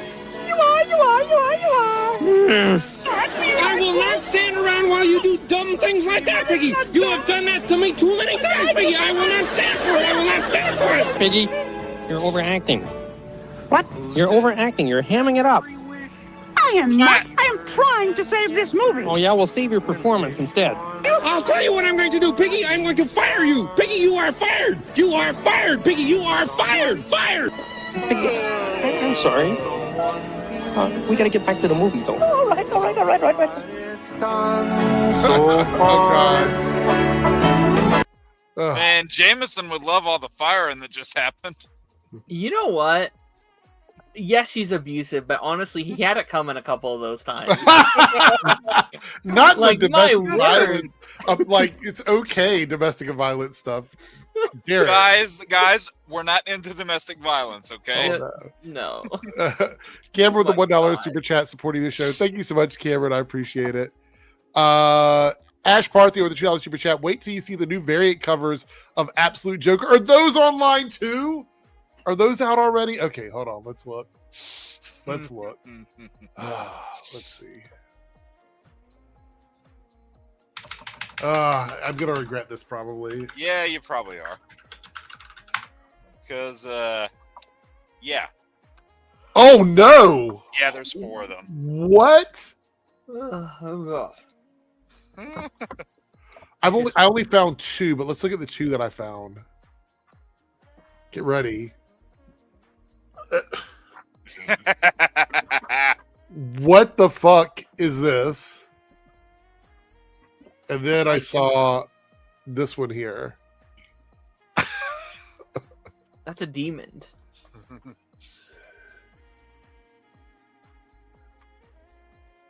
Jeez, I don't even know what to say. This is. You got the one where he's on his knees. Let me see. Hold on. Let me remove it. Jake, I need you to relax. I'm not just saying that. Look at it. Ew. That's twice today, Jake. You Here, have to hold relax. on. I've got the images. Sucio, Jake.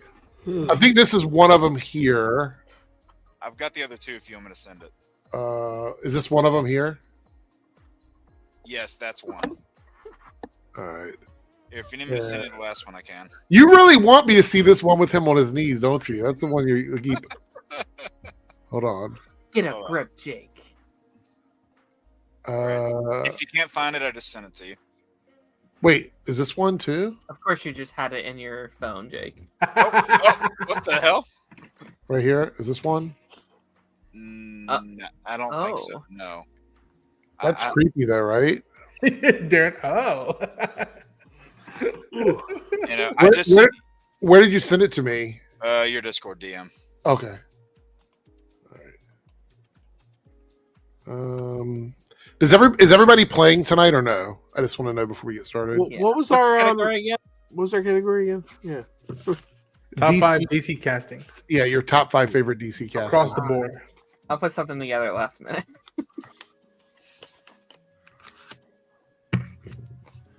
I thought I've seen this one before. This one feels like I've seen it before. Hold on, let me. Man, everyone's gonna pick the same number one. Is this the one right here? Is this a new one? That's one of the variant covers, yeah. Oh, so gross. There it is. That's not on his knees. He's like. Well, he looked like it. All right, we had 2 other topics while you guys are writing that. Very short topics here from both Darren and Ronan. Oh wait, here we go. Columbia Rican with the $2 super chat. Another donation. Thank you so much. They're both toxic. Talking about Kermit. Yeah. And Miss Piggy. Toxic relationship. It's a toxic relationship. I would agree. With that. I don't agree. Kermit's toxic. I really don't.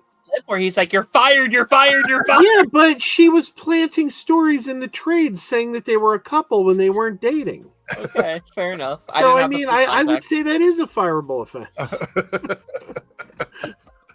But why? Journalists lie all the time. She's not a journalist. DC gave Harley Quinn Speed Force powers in DCKO. Oh god. Really? All right. Harley Quinn with the Speed Force? That actually does sound terrifying. They gave it to Captain Boomerang in that terrible squad game.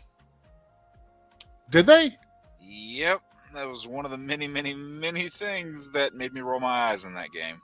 And that list was pretty long. Pretty crazy. Thank you for the super chat. Ronan, are you wearing a Led Zeppelin shirt? Sick. All right. So here is the one that Darren shared, and this is about the upcoming Gremlins film. I found out about this today. Zach Lefosky and Adam B. Stein, Final Destination Bloodlines, are writing the script for Gremlins 3. It's coming out Thanksgiving of 2027, essentially. And you know what comes out the week before this? Oh no! What? Frozen 3. Oh no! Get ready for that double feature. Well, I hope Elsa doesn't shoot any ice at Gizmo. Don't want to get him wet. Don't give Gizmo a wetty. Not a wetty. Oh my god! Do we think this will make money? Do you think people are clamoring for some more Gremlins? I would like for it to make money, but I feel like Gremlins is one of those fandoms where it's very old. It's a very older fandom. So I don't. They need to do something to get kids interested in it again. Yeah. I'm very happy about the director because I've long said I do not want a Gremlins 3 if Joe Dante isn't directing. But about a year ago, I made a correction and said, you know what? There's one person, only one person I could see directing a Gremlins 3 other than Joe Dante, and that's Chris Columbus, because he created the whole thing. So I'm happy. Okay. Yeah. And then I think that they just have to really promote this and basically get the word out there because I don't think a lot of kids know about the Gremlins. I think a lot of these projects around these areas getting new projects have been struggling as of late. I do think Gremlins will do better just because it's cute little animal thing that's been doing very well over the last couple years, like the Crypto, like the Stitch, like the Baby Yoda. If they market, oh, these guys are cute little things, market it to a new audience, I think they're good. Especially since it's like Thanksgiving, Christmas time. I think this is a good, like, hey, let's eat a bunch of turkey, then watch these cute little things on the big screen kind of thing. So I think they'll be okay. Also, all of Gen X is going to go see this movie, and they'll bring their kids with them.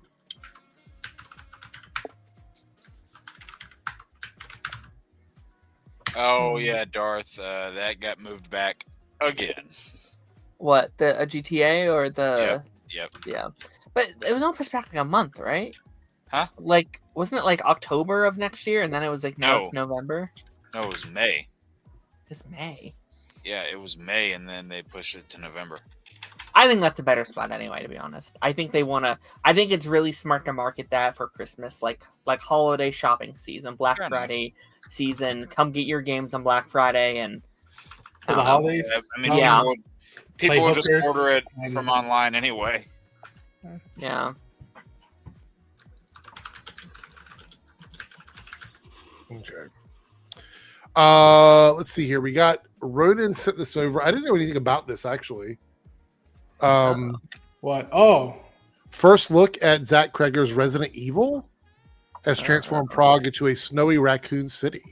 The director of Barbarian and Weapons is doing a Resident Evil movie, and yeah, Barbarian's good. I haven't seen Weapons yet. Weapons is great too. This people I think are saying it takes place after the events of the second game, but he's reassured people that he's a fan of the franchise and that it's literally about a person going from point A to point B. And for what I've heard, that people say that like after Resident Evil 5 or 6, that went off the deep end of just being an action game instead of just being a thriller horror game. I hope this is a good step in the strong to fantastic adaptations of video games. I mean, we already have Last of Us, Fallout, Castlevania, Cyberpunk Edge Runners. Yeah, even Witcher for the first season, I would say, yeah. I think I like Devil May Cry, but I'm not a huge hardcore fan. I know some people were mixed on it. And then I was kind of mixed whenever they did that Tekken anime a few years ago. Like there were parts that were definitely strong, but I don't know if they're going to do anything else with it. I would like them to, but who knows? Yeah. I also saw this Fetmingo's Marvel 1943 got delayed too. Yeah, they're moving it back. I'm bummed. At least they're not canceling it. Like they're pushing it back. I'm like, as long as you're not saying you're canceling it, I'm okay with that. Because this looks like a movie to me and I want to play it. The only thing that gets me a little worried is that if they're moving, like, if they are moving GTA 6 to November, that gets me a tad worried for Wolverine that's going to be releasing right before that. So, well, I hope that Wolverine does come out like around. When did it say it's a summer or is it fall? I think they said it was like September, October. I'm hoping it's more of a July or like August thing at this point. Maybe. That way it has some breathing room because I know we're supposed to get more look into it in the spring. But yeah, if I were them seeing this, if they're almost done with it, and if they finish off early or on time, look at the map and see like what would get us more marketing push if we decide to release it earlier. If it's strong and it works all the way. Yeah, I agree. All right, I think I have my list. It's 5, right? Yeah. You might want to make like 10 just in case of backups. I feel pretty confident, to be honest. All right. I feel pretty safe, but we'll see. Are we sticking with live action on this one? It could be anything. Live action. Across the board. Live action, TV animation. movies, voice acting, games, like video games even count if you want to count those. And there goes Darren again. I don't even have any DC movies up here. Actually, I have a couple, but What were you? No, if anything, I thought you were going to look back at your Funkos to get an idea. I could do that. I mean, hey, pretty good one right here. So last week we introduced a fun thing called Spin the Wheel, and we're going to be doing that again this week. But it's going to be different. It's going to be different. So the way this works is the wheel will get spun at the beginning of each reset. So every time we do a full round, the wheel gets spun again, and the wheel will dictate the way things go. And I will explain the rules of the wheel as we get to them. So what we're doing is DC castings. So let me pull the wheel up here. And I will arrange everybody. So the way the wheel works tonight is I will lose picks if it lands on any of the other ones that tells me how many I get. So if it says Eric gets 3 picks, then that's all I get tonight. If it says Eric gets 1 pick, that's all I get tonight. So my fingers are crossed that it doesn't land on any of those, and I get all 5 of my picks tonight. But because I had so many people in the chat that loved watching me squirm, I felt like it was worth it to do this. So this is going to predict order or picks. So let's see how this works. All right. Yeah. Let me close some windows. You have better luck with this thing this week, because man, this thing screwed you over at every chance. All right. And here we go. All right. Here we go.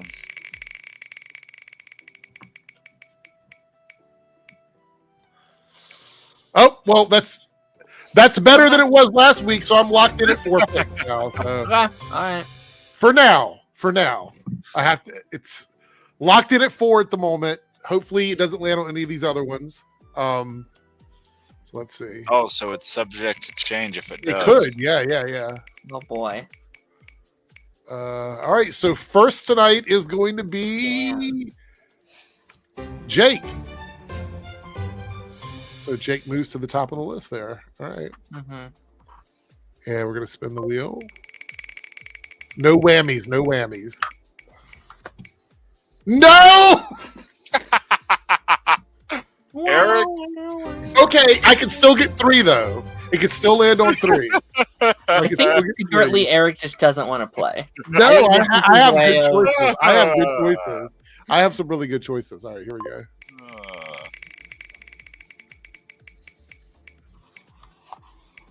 All right. Almost 3 for me. That puts Joe next. So Same order so far. Yeah. All right. It's looking bad, fellas. It's looking bad. Here we go. So it's Jake, Joe. Give me three. No.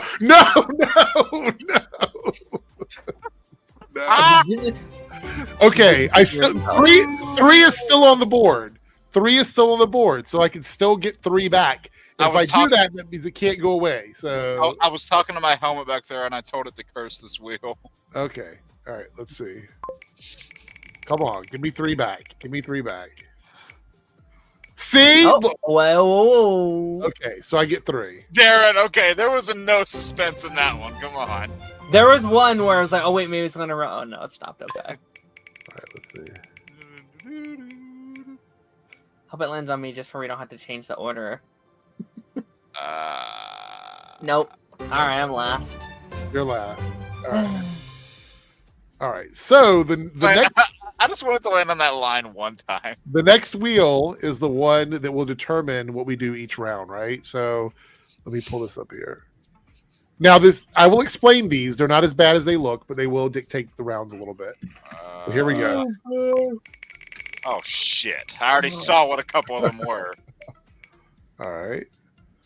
So for the first round, Superman, any version of Superman is off the table. You cannot. It's just the first round. Just do the first round. Just for the first round, okay. Yes. Just Superman or Superman adjacent character? Just the character of Superman. Okay. Any version of Superman is off the table just for this first round. So if you have him on your list, you just can't. You can't use him this round. I mean, someone could say Tom Welling because he technically never was. I mean, true. So, I'm kidding. All right. So your first, Jake. What is your first choice? Dean Kate. Fuck no. Just say it already. I want to go with the obvious one. Yeah. Okay. Fuck it. You know what? Yeah. I'm gonna go with, and this wasn't just because I got an ornament of him, but I'm going with. I have to. I'll start it off strong. Kevin Conroy, Batman. I'll go ahead and start it someone off. would. Hey, let's just get it out of the way first, because I mean, we're all thinking it. Best Batman that ever was. Voiced the character in God knows how many projects that I can't even name off the top of my head right now. Really set the standard for everybody that came afterward. there have been some great contenders, but he really made Batman into a character that people took seriously. So I had to go ahead and get that one out of the way. For emojis tonight, I'm just going to go ahead and call some ones out here. Let's go. Let's say pumpkins are good. I already did it. Pies are bad. Oh wait, did you say it? Okay, never Yeah. mind. Eggplants are bad. What do you have against eggplants? It's just I want to see eggplants. Not on like the screen, that's eggplants? all. So I just want to see the eggplants. Well, you're not going to see any eggplants. Peaches are good. Eggplants are bad for tonight. So I disagree, but okay. all right. So Joe, what is your first choice? Damn it, Darren. Well, I'm going to go with one that a bit of casting that when I heard it, I just was like, "Oh my god, you can't get more perfect than that. That is ideal." And that is Nathan Fillion as Guy Gardner. Wow. As a JLI fan, Yeah, one of my votes. God damn it. I've always loved Guy Gardner, my favorite Green Lantern, and they couldn't have picked better than Nathan Fillion. That was just ideal casting. I was shocked how much I liked him. I agree. They could tell you, Joe, before you started joining us on the stream, I was very concerned about him in that role. I was really worried about it, even though I like him as an actor. But he absolutely nailed it, and I loved him in the movie. So. You know what was the line? You know what was the line that like solidified, like, oh yeah, he's definitely, because I was like it. It was when he's talking to Lois, and he's like, so you know he's Clark Kent, and she's like, oh my god. I was like, that's Guy. I would almost push back a little bit. I feel like I almost liked him too much. Like, I almost thought he was almost a little too likable as the character, where I'm like, I thought I was supposed to hate this guy. He's like my favorite character. But see, that's the thing about Guy. Guy's an asshole. Yeah. But he's a lovable asshole, because if he wasn't, they wouldn't put up with him. I just want to see Batman punch him in the face. I just love that like Justice League scene where it's like, how about Guy Gardner? No, they just both kill at once. No, God, no. Yeah. All right, so guys, remember, peaches good, eggplants bad. If you love what people are saying, drop peaches. If you're not loving it, drop eggplants. Because remember, all of your chats contribute to your XP that will enter you into that contest if you get into the top 3 chatters. So if you're in that top 3, you will get dumped into the bucket for that giveaway at the beginning of December. All right, so with that being said, let's move on to Ronan. What is your first pick? My first pick is gonna be a character that I didn't think they could pull off in live action, but they did, and that is Margot Robbie as Harley Quinn. Okay. Yeah, that's good. Arlene Sorkin is like niche into my DNA, and I was like, how could they ever do it? Yeah. And then in 3 or 4 different iterations, Margot got to do in like range of Harley. Different ways you can go with Harley, and I still believe that she can do more. And just chaotic, and yet you just can't stop watching her and to know that she also loves the character, not just as a job, but likes the character and will read the books and all that stuff. Gives her a plus in the nerdom for me. Yeah, no, it wasn't really a matter of who was the best Harley Quinn. It was the matter of what movie was Margot Robbie the best in. Yeah, that was the Suicide Squad and Birds of Prey. Okay. Darren, that brings us to you to wrap up our first round. What do you got? All right. I have a joke answer first, just because I thought this would be funny. Jake is going to love this. I have J.R. Ramirez as a Wildcat from Arrow. Cinematic masterpiece. Best version of the character, hands down. No, just kidding. I'm kidding, Jake. I'm kidding. Now, my real he answer... totally had that on his list. Oh, yeah, totally. No, my real answer... As I'm wearing the shirt, too, Darren, come on. That's what inspired it. No, I mean, you had to look up his name, didn't you? I did. I knew it. Okay, my real answer though, I am someone who very rarely says no one else could play this character, blah blah blah, because I think most people could play these characters. But this is legitimately one character that I'm going to have a hard time seeing anyone else in live action playing this role, and that is Wentworth Miller as Captain Cold in the Arrowverse. Peak casting. Nice. He kills that role so much in any version of the character he's played. He's come back as multiple versions of that character, and he will play them different ways. I'm like, that's just him. He has such a charm, such a personality. I'm really sad they ended up doing what they did with that character within that universe. But he is strings on me. But a fantastic scene, even though I'm sad it happened to him. Yeah, but hey, you know what? He has one of my favorite lines still in the entire Arrowverse. Make the plan, execute the plan, expect the plan to go off the rails, throw away the plan. Leonard's not robber of ATMs.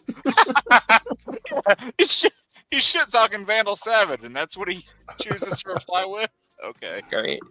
All right, shout out. I just had a new subscriber on stream. Pretty good. Thado Tillian just subscribed. Thank you so much for that. Do appreciate it. All right, so with that being said, we are out of the first round. That means the wheel comes back and I get to spin.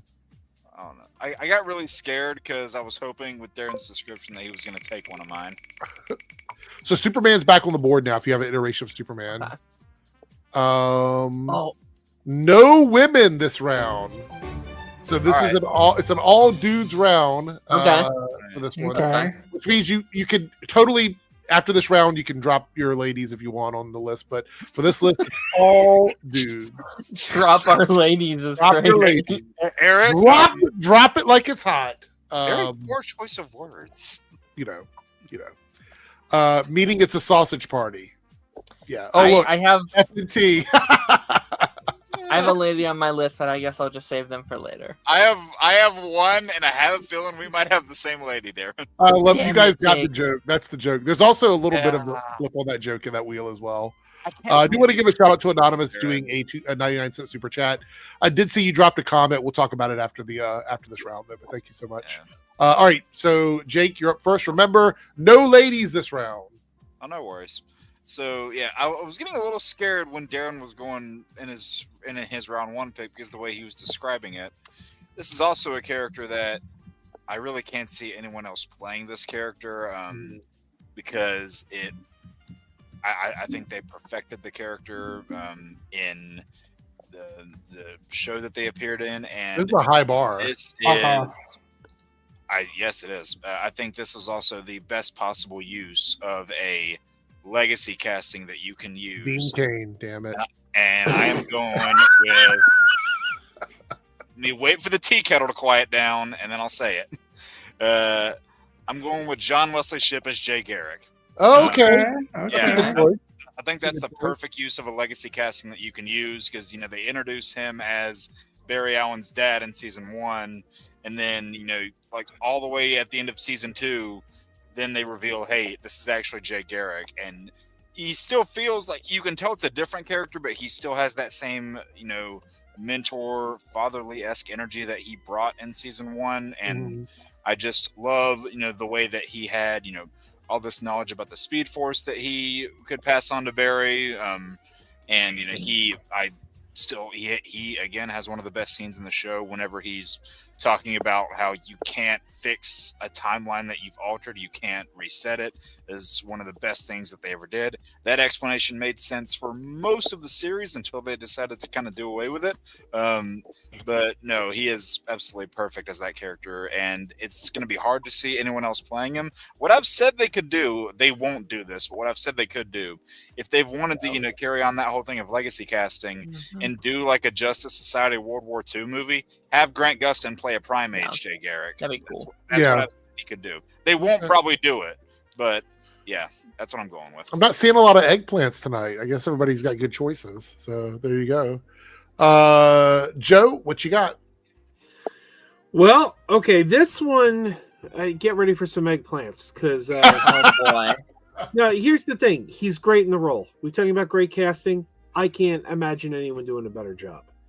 But the actor has unfortunately become a little problematic. Oh no! Zachary Levi is Shazam. Oh, from the moment I heard Zachary Levi was going to play Shazam, just like Nathan Fillion, I'm like, that is inspired casting. He's going to capture that so perfectly. Now I know he has done some really dumb things in the past year, but just looking at a performance standpoint, Yeah, he was so good in that role. No, you could have been worse. You could have gone with another red. I thought you were going. That's where he was going. I was like, oh no. But you know what? You nailed, Joe. You are right. Both Shazam and Zachary Levi are both idiots. So you're not wrong. You're not wrong. You got you got one eggplant and one peach from the same person. I'll agree in the first movie, not in the second movie. I think Shazam is not an idiot. He just like it takes him a while to mature. But yeah, Zachary. Yeah, he's smarter than Zachary Wait, Levi. who is the other one? Was it Dean Cain? I'm not falling into this trap. No, Eric had just mentioned it. And I was just like, yeah, I said Dean Cain. I was like, I wasn't even talking about Dean Cain. I know, but you could have said Jared Leto. You could have said Ezra Miller. I mean, there's other. All right. That's what I was talking about. I thought you were going for another. It was a good fake out because there's multiple people that could have been. Yeah, we can do a whole list of just like problematic superhero. The usual suspects. I think Dean Cain and Zachary Levi are forming a mega Justice League together. Have a good night, Dara. Thanks for coming in. Ronan, what is your next choice? Mark Hamill, Joker. Yep. Oh, knew someone would. Yep. I see some people crossing things out. So yeah, I left it off because I knew somebody would. Same. I was like, I'm not getting it. Even I think I've told the story before, but even as a kid, I remember watching. It was one of the episodes. It might have been Joker's Wild, where he has to destroy his own casino, or whatever. I remember being like, I was so obsessed with that performance of that character. I was like, who plays this guy? I remember staying for the credits. All right, take care, Jay. And seeing Mark Hamill, and I was like, Luke? As a kid, and I was in denial for years until I saw a YouTube video of him doing the laugh at Comic-Con. I was like, that's how Kevin Conroy felt too. He was like, what? Luke Skywalker? I'm gonna start bombarding you with guys with emojis, peaches, whatever people up here. Jack Black song? What? But no, I knew somebody was gonna do that. Chris says best Joker. Only one. Yeah, I love Heath, but Mark is king. All right, so Darren, that brings us to you. What do you got? This one is a bit of a weird one because this is a character we actually have never seen on screen before, technically as the character. But he's so perfect. Anytime this actor is mentioned in this space, they're like, well, that character should have played this character. To the point he's recently been cast as said character as like, okay, finally, like he's been begging for years. Jason Momoa as Lobo is the well, yeah, of course. He looks like Lobo. He acts like Lobo. Everyone wanted him to be Lobo. He begged them. He's like, as soon as James Gunn was sent to DC, he was like, please let me be Lobo. I don't give a shit about Aquaman. I want Lobo. And even though we haven't seen it yet, it's like, yeah, of course. Yes, he is the perfect cast for that specific character. And I feel like, and maybe he shits to bed. I don't know, but I have a feeling he's going to do a great job as a character. When he appeared on Jimmy Kimmel, Jason, and Jimmy was like, "You're finally getting to play Lobo," and he brought out like a cover of one of the comics where he just literally like smoked a cigar and it says rated M or whatever the rating was, and it cuts to Jason just like smiling. I'm just like, yeah, we just gotta wait till June or May or whenever the hell that movie's coming out, or the first teaser. I just need to see that cigar, that bike, and him just like, and I'm like, that's it. I mean, that was literally the first thing James Gunn posted whenever he became head of DC. It was a picture of Lobo with the caption "Glad to be here." So you knew something was happening with that character. Yeah. I mean, me and Eric talked about this over on my channel when we talked about Aquaman 2, and like we kept saying like that movie feels like a Lobo like audition tape. It just feels like he's trying to be like the movie opens with him like on the motorcycle going around the yard. It's like that's just Lobo, man. Like he's just doing it now. It's crazy. So yeah. All right. It is time to spin the wheel again. Oh no. The ladies are back on top now, which means you can bring the ladies out. What do you got now? They got my vote. All right, so this next round is Okay, so this round claims all versions. This means if you have a character that you know someone else might pick a different version of, in their list, you can claim them now, and that means no one else can give a version of that character. So if there's anybody on your list that you want to block out for anybody else, this is the round you want to do it on. Oh, people can be mean with this. This They can is be like, mean. All right. This All is right. I kind of mean. wish you didn't do Kevin Conroy Batman yet, Jake. I could just be like, hey, it's the guy from Gotham. Let's choose him instead. All right, so David from Gotham. this is where the I order would be really fine plays if in, you picked Gotham if you didn't pick Titans.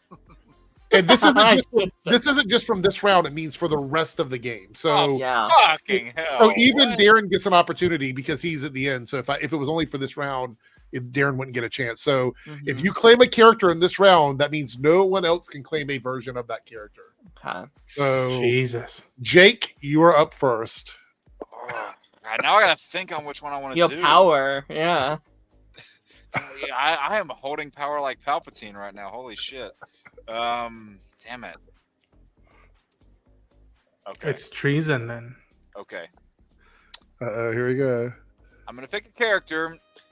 People might be surprised with the particular version that I go with to particularly name, but again, whatever version I name knocks out any other version. Okay. Say it. I'm gonna go with a character that was actually pretty recent as far as their live action appearances. Fuck off. I really hope he doesn't do this. We got them for definitely not as long as I would like, but they had a very strong presence in this. Damn it, Jake. In this particular show. Don't do it. Don't do it. Oh my god. And I am gonna go with Michael Cudlitz as Lex Luthor. Oh, I don't care. Oh, okay. Yeah. All right, That we're means good. Lex Luthor is off the table for everyone. Lex no off the matter table, what okay. version you're I can talking live with about. that. Luthor is off the okay. table. Yeah. Wow. I'm gonna go with Fucking that version.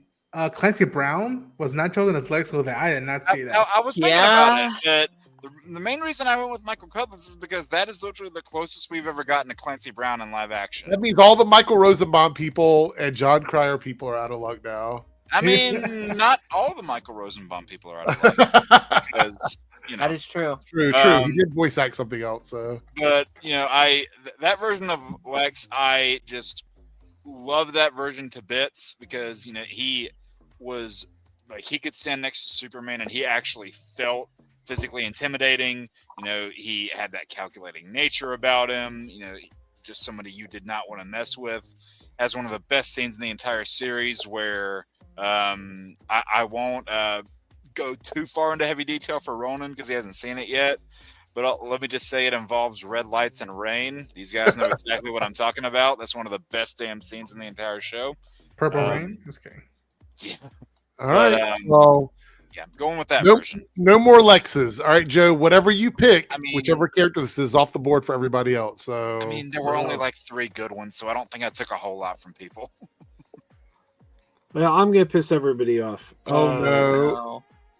Christopher Reeve is Superman. Oh, all Superman are off the board now. I mean, you can't do better than Christopher Reeve. Like he wasn't the first, but he's the one everyone gets compared to. I only had 1 Superman on my list, so that's fine. David Cornsweat. I'm just kidding. Tyler Hoechlin. I didn't have that on my list, but now Joe could claim another Superman because if he wants to name another Superman, he can, but no one else can do Superman. He's claimed Superman, so that means Jake can do Lex too if he wanted. So I will tell you, I'm not going to do probably another. not going to do that. I'm not going to do another Superman, but I did consider putting Brandon Routh on my list too. So okay, well, all right. Casting is good, even though he got the rare end of the stick. He's but better casting than is the great. movie he's in. Ooh, not an eggplant from Eric. What, Darren? Is that for Christopher Huh? Reeve? Eric isn't I don't know. Eric's eggplanting What, Christopher Darren? Reeve. I said he got the short end of the stick. Oh, okay. Yeah, no, I was just saying he's a lot better than the movie he's in. I like his other appearance. Okay. Yeah, me too. So that brings us to Ronan. Ronan, you've got power. This round is a very powerful round. Who are you picking? Who are you knocking off the board for everybody else? I'm watching you. I'm gonna go with someone with the person who's played this character that in real life very much epitomizes this character. Okay. And has some deep meaning with me, and even deep meaning with my mom. I'm gonna go with Linda Carter's Wonder Woman. Oh, Okay. okay. Okay. All right. Okay. All right. There's not many versions of that either. So The fact, and listen, listen. Susan Eisenberg is the one woman I grew up with, but it is weird. Like Linda Carter, Wonder Woman, is one of the very few like geek things that I remember. A parent of mine, my mom specifically, being like, "Oh, I know Wonder Woman. It's Linda Carter and whatnot." And I grew up watching her, and I was just like, "What? You're into the stuff I'm into?" Look at that. Peach. We got here Linda Carter, Peach. Stamina says yes. Respect on Linda Carter's name. And my mind, my mind was blown as a teenager when I think she told me like, "Oh yeah, by the way, Wonder Woman is Latina." I'm like, "What do you mean?" Like, look up Linda Carter's history, and I was just like, "She's a paisana." And even to this day, whenever you see her stuff on social media, she's very much epitomizes what Diana Prince is all about. Mhm. And that is... She still loves the character. She goes out and promotes the character with everybody. So And behaves like the character. Yeah. Like, follow her stuff, and she behaves like the character. So she gets plus points on the Nerdum. it does make me really sad that we've had like 3 different like DC multiverse events over the last 10 years, and she got to be part of none of which of those. And it's just like, that breaks my heart. I wish Crisis got her. I wish like that would have been such a cool moment. We were like going through and getting these paragons. She would have been a perfect paragon again. Sky High got her. How the hell does that happen? Like she makes a joke about it. Superior Nav is coming in so hot on that one. Oh my god! Like you have such God, you have so many stupid cameos in the Flash movie. Yeah. You have stupid cameos. Get Linda. That would have got me so excited. If she shows up in her costume, I would have been like, "Yo, you kidding I said me? that. That's Yeah. awesome." Nope, they got her in Wonder Woman 84 instead. She's the best part of that movie. But do we know they didn't movie was ask dog her? shit. She might have said no. I mean, Would she have done that? They even if she said yes and shot it, they still would have CGI'd her because they were making the cameos to the reference point of what they were when they were popular. And with CW, I worried a little bit. I don't think they asked her, and which still breaks my heart. But okay, I'll say this: Michael Rosenbaum said on his podcast that he was asked to be part of Crisis. They gave him an offer. He didn't like for what they were offering. He was like, "I'm good, no, thank you." Yeah. I think Linda loves that character so much, though. Yeah. And like she did Supergirl. She did like several episodes. she of was the Supergirl as president, the yeah. president, Yeah. which is an awesome. I love that they gave that to her. That's such a cool way to honor her.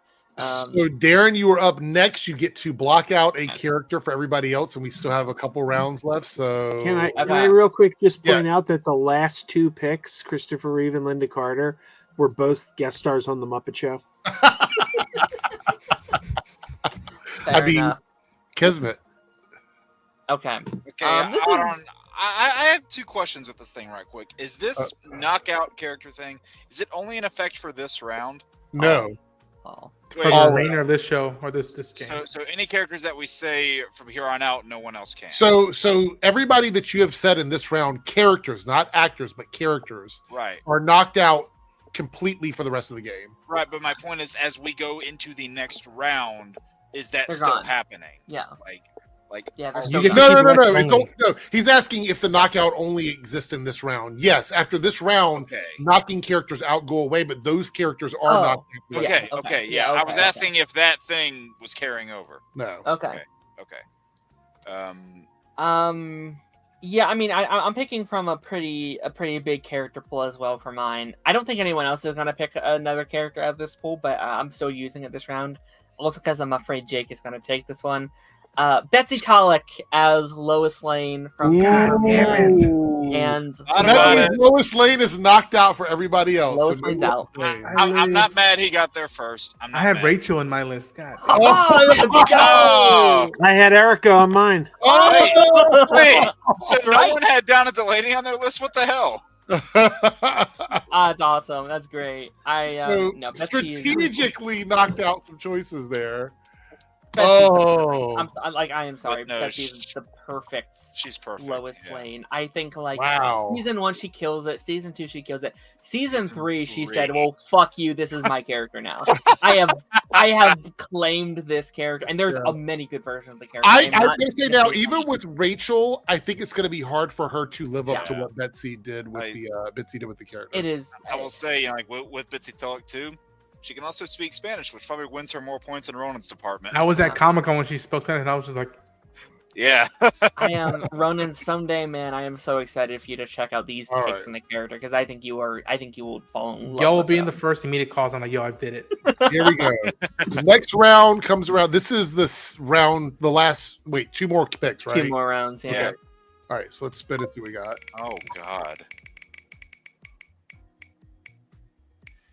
All right, so this round is villains only. Ah! Okay. All right. I should have saved Lobo. You might.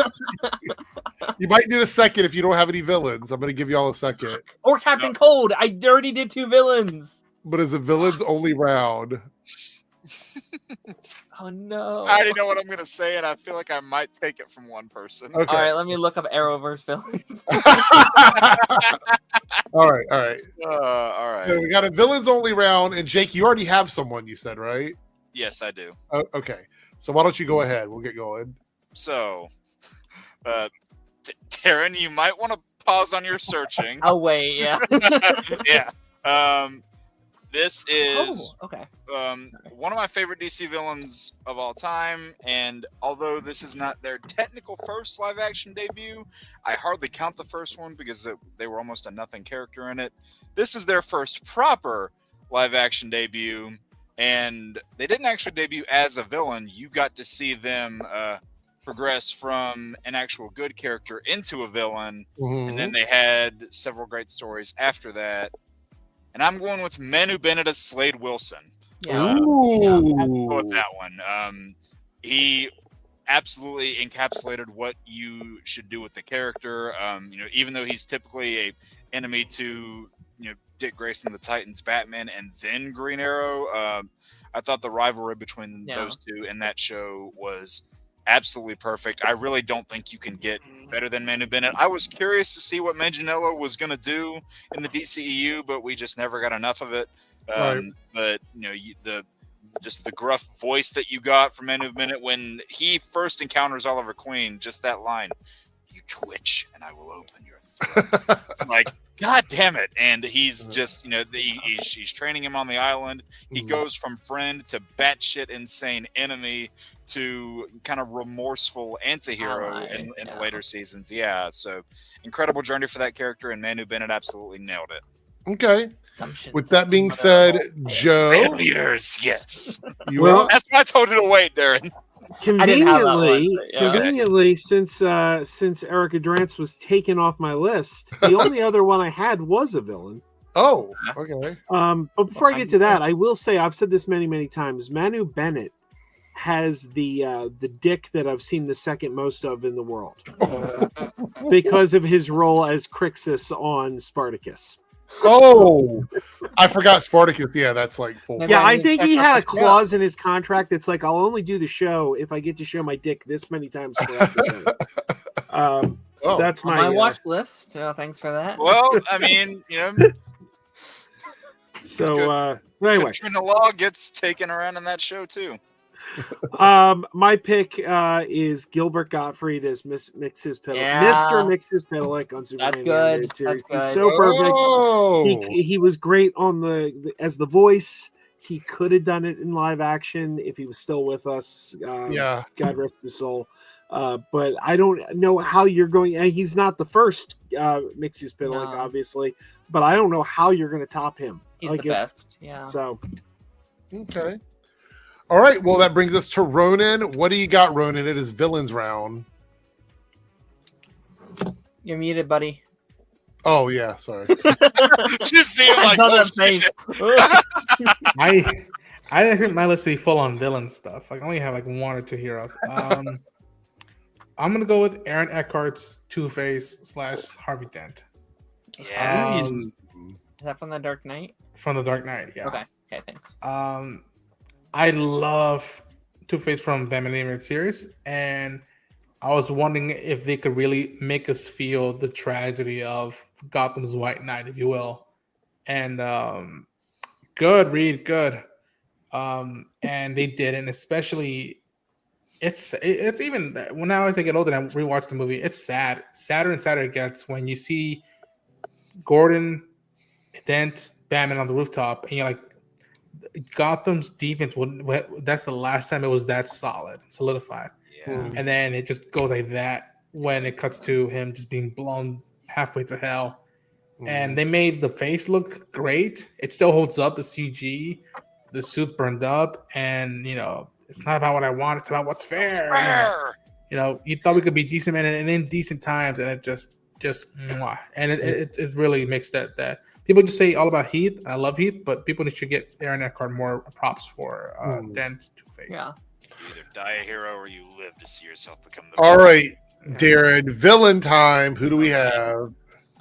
All right. I really expected me to pull from the Arrowverse pull for this one, but I actually didn't. I thought about it really, like when you said this, I was like, oh, it's perfect. I have to pick this one. When I heard this villain this was announced before the show even came out, and this actor being cast as this character is what made me excited to watch the show in the first place. And I hope they announce this. I would love for this character to play it again in the DCU because they are perfect. And that is Michael Emerson as Brainiac in My Adventures with Superman. Ooh. Holy shit, he's perfect. He is that perfect, like, calculated, manipulating, but also so intriguing. Like you want to learn more about this character, and he is so good as that character.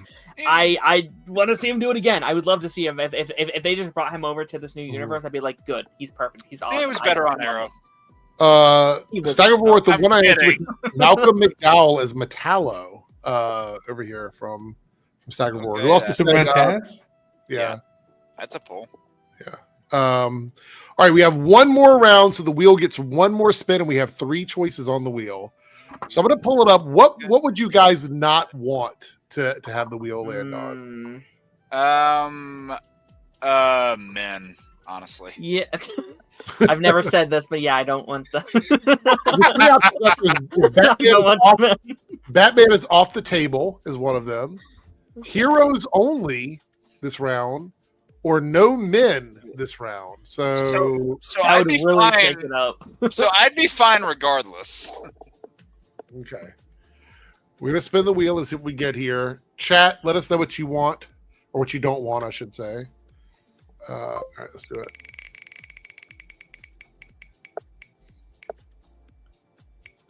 Oh. Okay. Heroes only this round, so no villain. We're going on the other side of the it. opposite, yeah. All right. And there we go.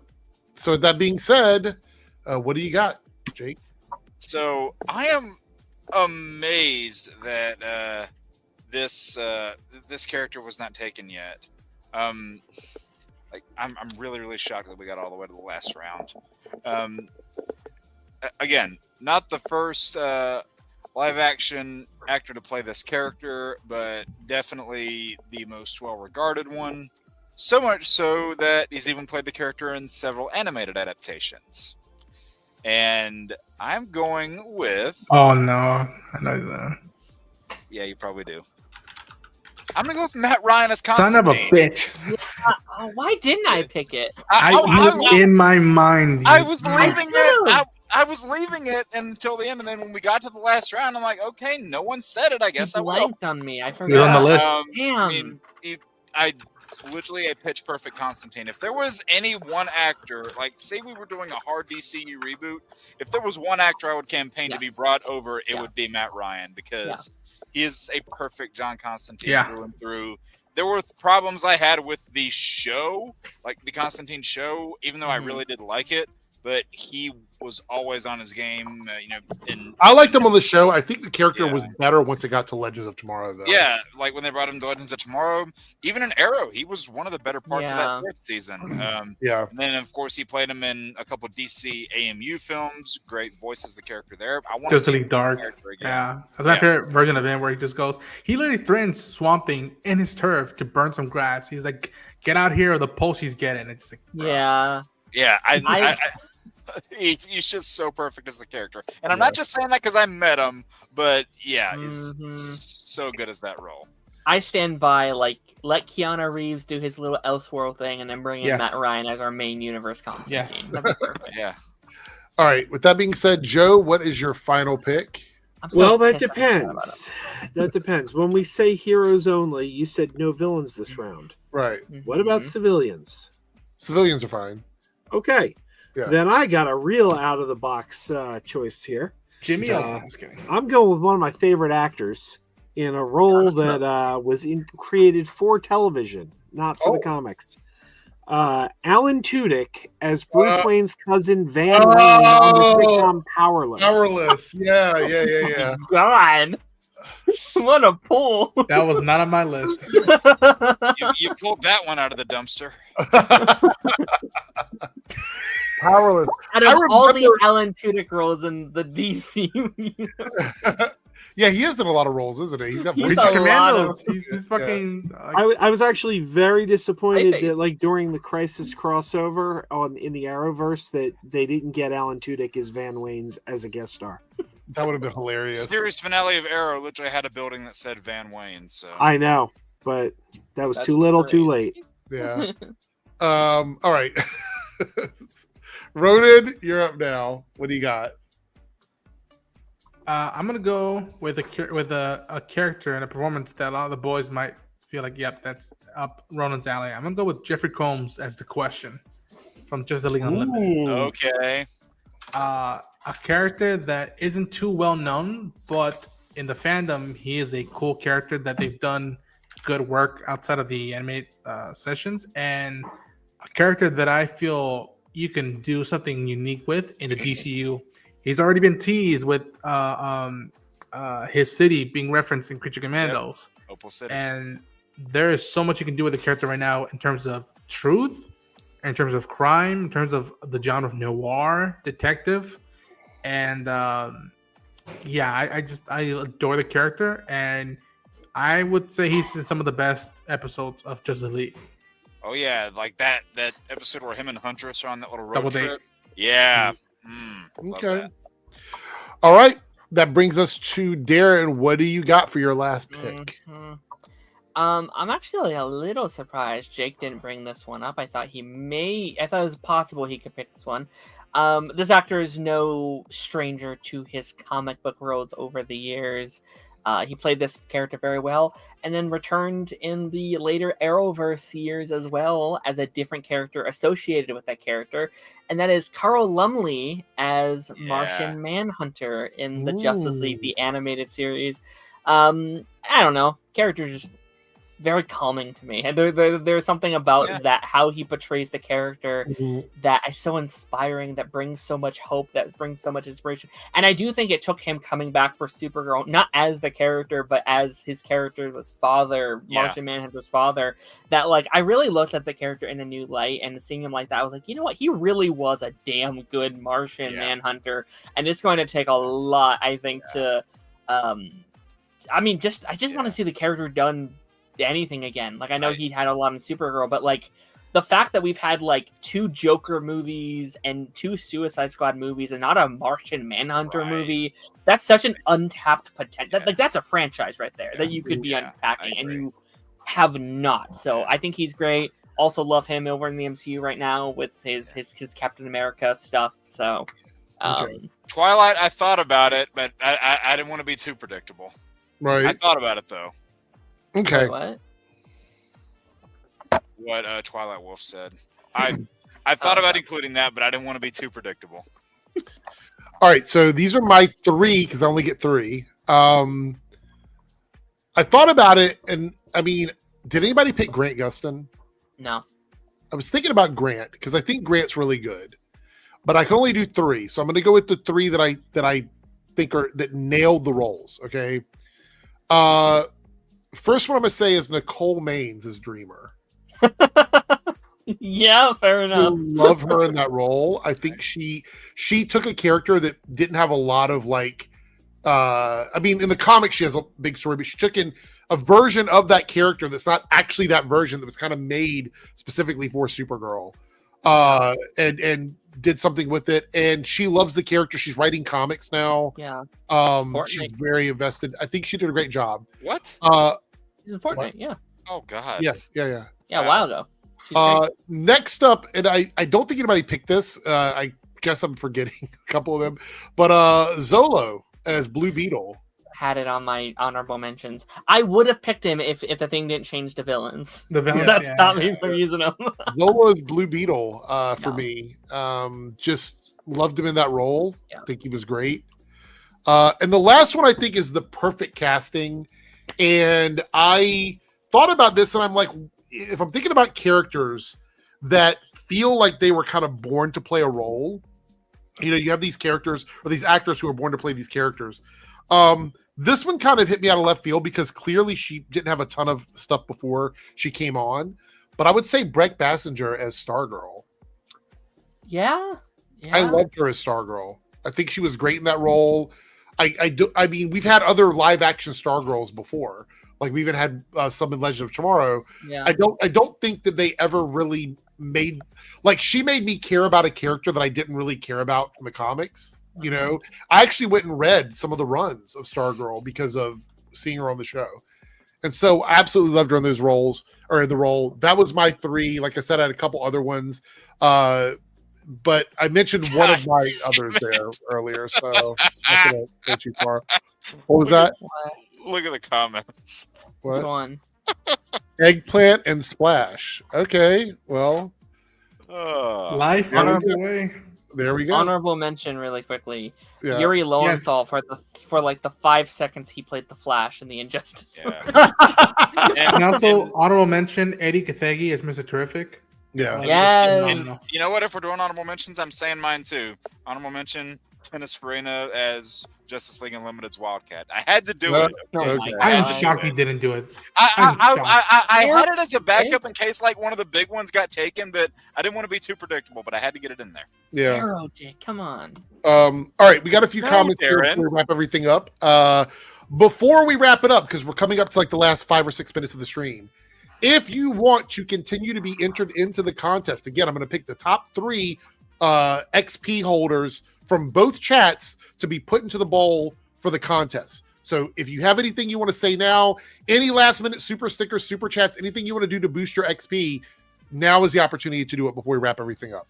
Anonymous did a 99-cent super chat, but it was for this comment. It's wild how Magenta never came back in later seasons of The Flash. I didn't like her as a one and done character. I agree. I thought she was Yeah. cool. There were a lot of characters that I think should not have just been one and dones. I remember pitching back in the day that she should have went to Legends. Yeah. And Yeah. like if just a story about like outcasts and misfits. I was like, she fits that. There was another prominent female character in that 3rd Flash season that I think would have fit on Legends. Yeah. Did you ever hear Erin Cummings, who used to be on the John Campea show, talk about what they did to her on The Flash? No. She played the villain Cube. Yeah. And she survived the episode. They said at the end of the episode she was like in a coma. So she for years kept telling everyone, I could come back. My character didn't die. My character's still alive. Yeah. So it got back to the writers that she kept saying this, and I guess they didn't want her back. In one episode, Cisco just goes, "Oh yeah, the hospital called. Cube died." Whoops. What? Oh, all right. Celtics Chuck with the $2 super chat. Did you hear GTA 6 got delayed? Yeah, we were stuff is getting delayed for like quality control reasons. I'm okay with that. If it's just like they're just trying to like really hope drag so. it out or whatever, I mean- you know. I mean, to quote, the man Miyamoto, he said, a delayed game is eventually good, but a bad rush game stays bad. yeah, True. yeah, fair enough. I like that we can just keep the meme going. Yeah, true. That game Oh, never what? came out. Oh, what? They're saying like, oh, like we're gonna get X thing before GTA 6. Yeah, just keep it just never comes out. Stagger Forth, the 199 super chat says Cress Williams is Black Lightning. Yeah, I didn't always love the show, but he was great as a character. We could do this whole list with just Arrowverse characters, and we Melissa Benoist, the Supergirl. I'm Yeah, shocked nobody that. Like I've seen a little bit of Supergirl, but I was like, I love her as Supergirl. Yeah.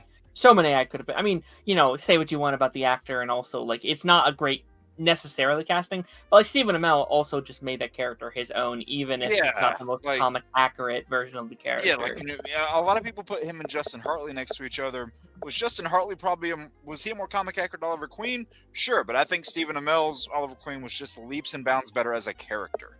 Yeah. It was it just Batman? Sure, but Batman's a great character. Yeah. And I think somebody even brought it up in the comments. Matt Letcher as Thawne. I almost went Thawne, but I have a hard time picking between Matt and Tom. And yeah, I love them both so much, even though one was overused. Like Tom is still a brilliant casting for Thawne. Like yeah. And if they had not overused him so much, it would have been like an easy pick for me. Yeah. Okay. We had one more super chat here from South Texas Shark. And then we're going to do a couple last minute comments. But this is, what did we watch this week? Anybody want to give a shout out for anything you've watched this week? Anybody? Predator Badlands. And what else? I'm prepping for some stuff. Like I know in an hour Frankenstein will drop on Netflix, so I'll rewatch that again. And then what else? I don't know. I'm blanking on this stuff right now. I know. I just watched the first Predator. I'm gonna watch the rest over these next couple of days in prep. I didn't watch it, but I've been playing Life is Strange for the first time recently. That's been really fun recording myself for that. There you go.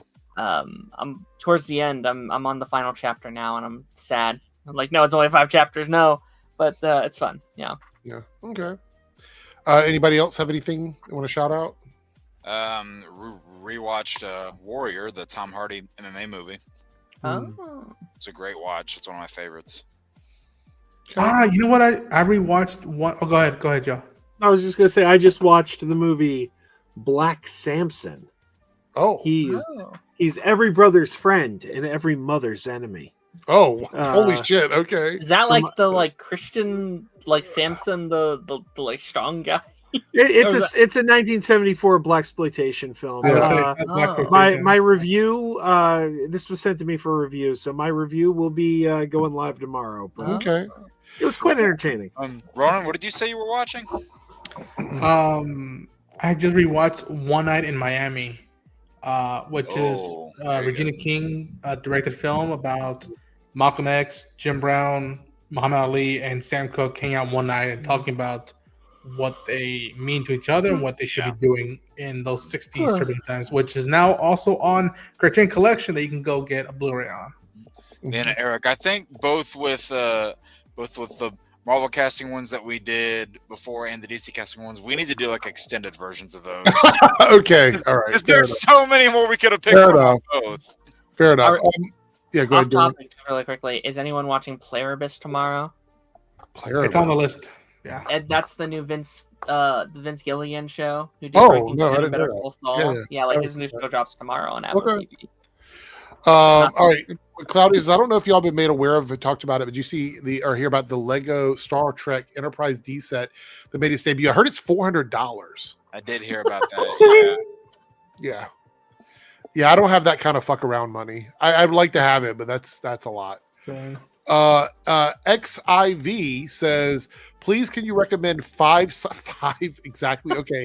5 sci-fi movies made between 2023 and 2025 that are worth watching. What? Very specific. One from each of us, maybe? Yeah, I mean, everybody can give a shout out to one, I guess, that they... I got one. The Creator came out a couple years ago. Great sci-fi movie. Yeah. Awesome. Low budget. Great. I would recommend a little film that didn't get a whole lot of attention that came out. It was dumped in January into theaters about a year ago, called ISS. about the Russians and the Americans on the International Space Station at the same time, and they all get along great, and they're all friends.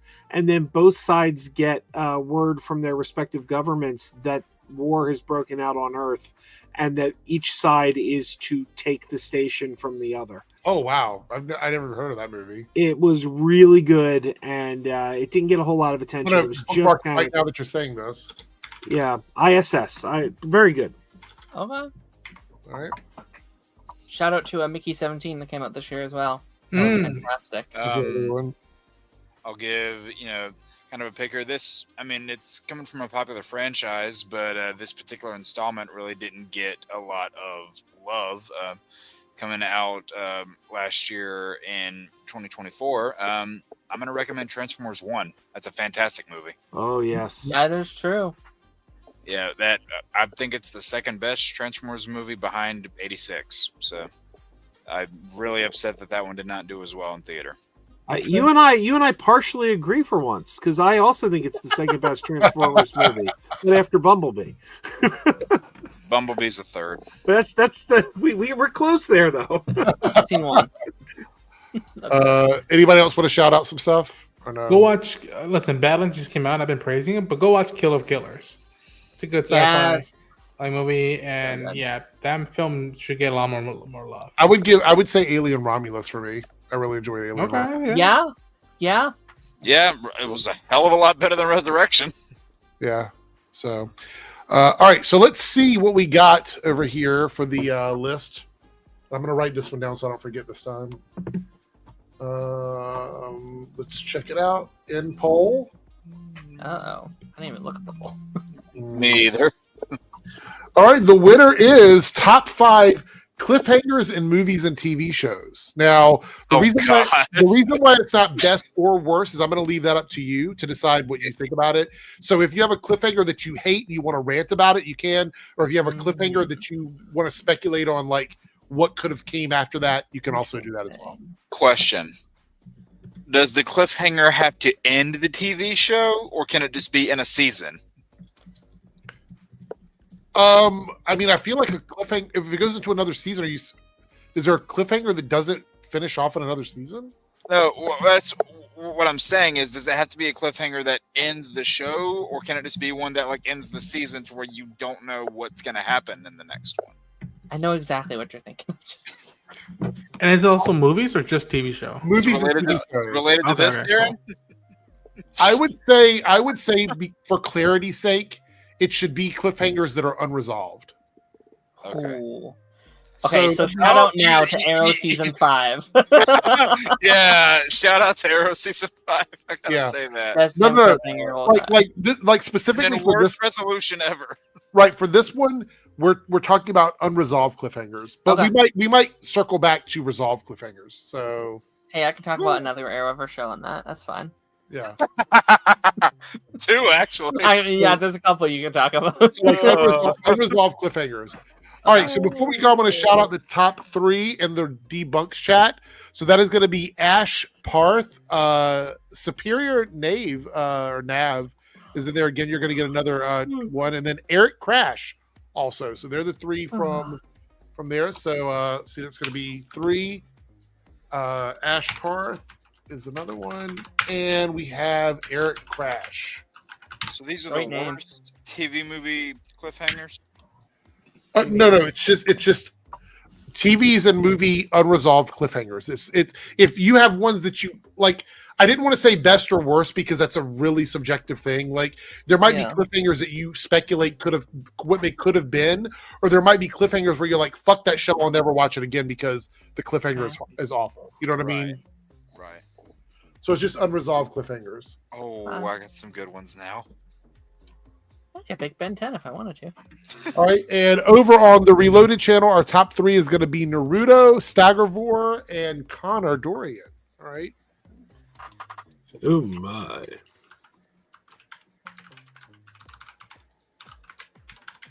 Oh, Chris, do you like it? All right, so the way that works, in case you guys brought up wonder, this. is when you are chatting in the stream, you get points for XP. So every comment you make adds XP. You can add additional XP to that by doing super stickers or super chats, and those boost your score as well. But you do not have to so you don't have to donate anything to contribute. It's just being here in the chat and chatting with us will bring you up the list. All right, so next week on Thursday, I will reveal the design of the shirt that I'm giving away. So everybody will see that. It'll be a one-off shirt, a design that I will not make ever, put it up anywhere, and then I will sign it and it will get mailed off to someone. What are you showing off? Chris just commented on this, so okay. showing it. Yeah, here we go. Now he's wearing that dumb Power Rangers mask. That is the Green Goblin. Get it right. I have a Power Rangers mask. Right? Don't you know the song, man? You never heard the song? I have, and I choose to ignore it. All right. With that being said, I want to thank everybody for being here. Thanks everybody for super chatting and contributing to the show. All of the panelists for being here. Make sure you head over to Jake's channel with Jake's Lost Levels every Sunday at 7 p.m. Eastern time, and we have daylight savings time now, so make sure you check your clocks for that one. Check out Joe for Crazy Joe's Concession Stand. He is live on Tuesday nights, at least as far as I know, and he's putting up his reviews. You said you have a review for Predator Badlands up. Yeah, the Predator Badlands just went up today. Good Fortune just went up today, which is very late because it's already on digital, and you're just getting my review now. And then we got some physical media coming. I got the Black Samson coming. I got the Naked Gun coming. So physical media reviews are coming too. For the all right. Also, check out Ronan. Ronan, do you have anything out today, tomorrow? What's going on? I know you're going live, so I'm gonna be covering Tatsuki Fujimoto's anime anthology that drops in mañana, or I guess today, I should say. And I'm planning on doing a spoiler review for Predator Badlands. The non-spoiler one right now is just rendering. Yeah. And then on Monday, if everything goes according to plan, I might do something in relation to the anime. Okay. All right. And Darren, of course, you got a few things going. You got well, I think you said before you were changing your schedule for one of your streams. Yeah. Pipeline is now a pre-recorded podcast. Now I can officially say it comes out every Thursday at 4:30 EST. First version of that actually came out today, so go check that out. Very good episode. And then after credits on Monday. Yeah. Yeah. All right. Well, thanks everybody. Vision season 3. I will talk a little bit about that on Monday. We'll talk about that then. Just remind me, Chris, and I'll put it as a topic. Anyway, thanks everybody for being here. Have a great night and cue the outro. Hey there, if you're seeing this, that means we have reached the end of the stream. Thanks so much for your continued support with comments, likes, subscriptions, super stickers, and super chats. I just want to give a special shout out to all of the channel members who have contributed to the success of this channel with paid tiers. On the screen, you will see your name displayed as a signal of appreciation from myself and the channel. If you would like to see your name on this list, consider selecting a tier with the join or plus button depending on your platform. Thanks again, everyone. Let's hang out soon in the next stream, and I'll see you then.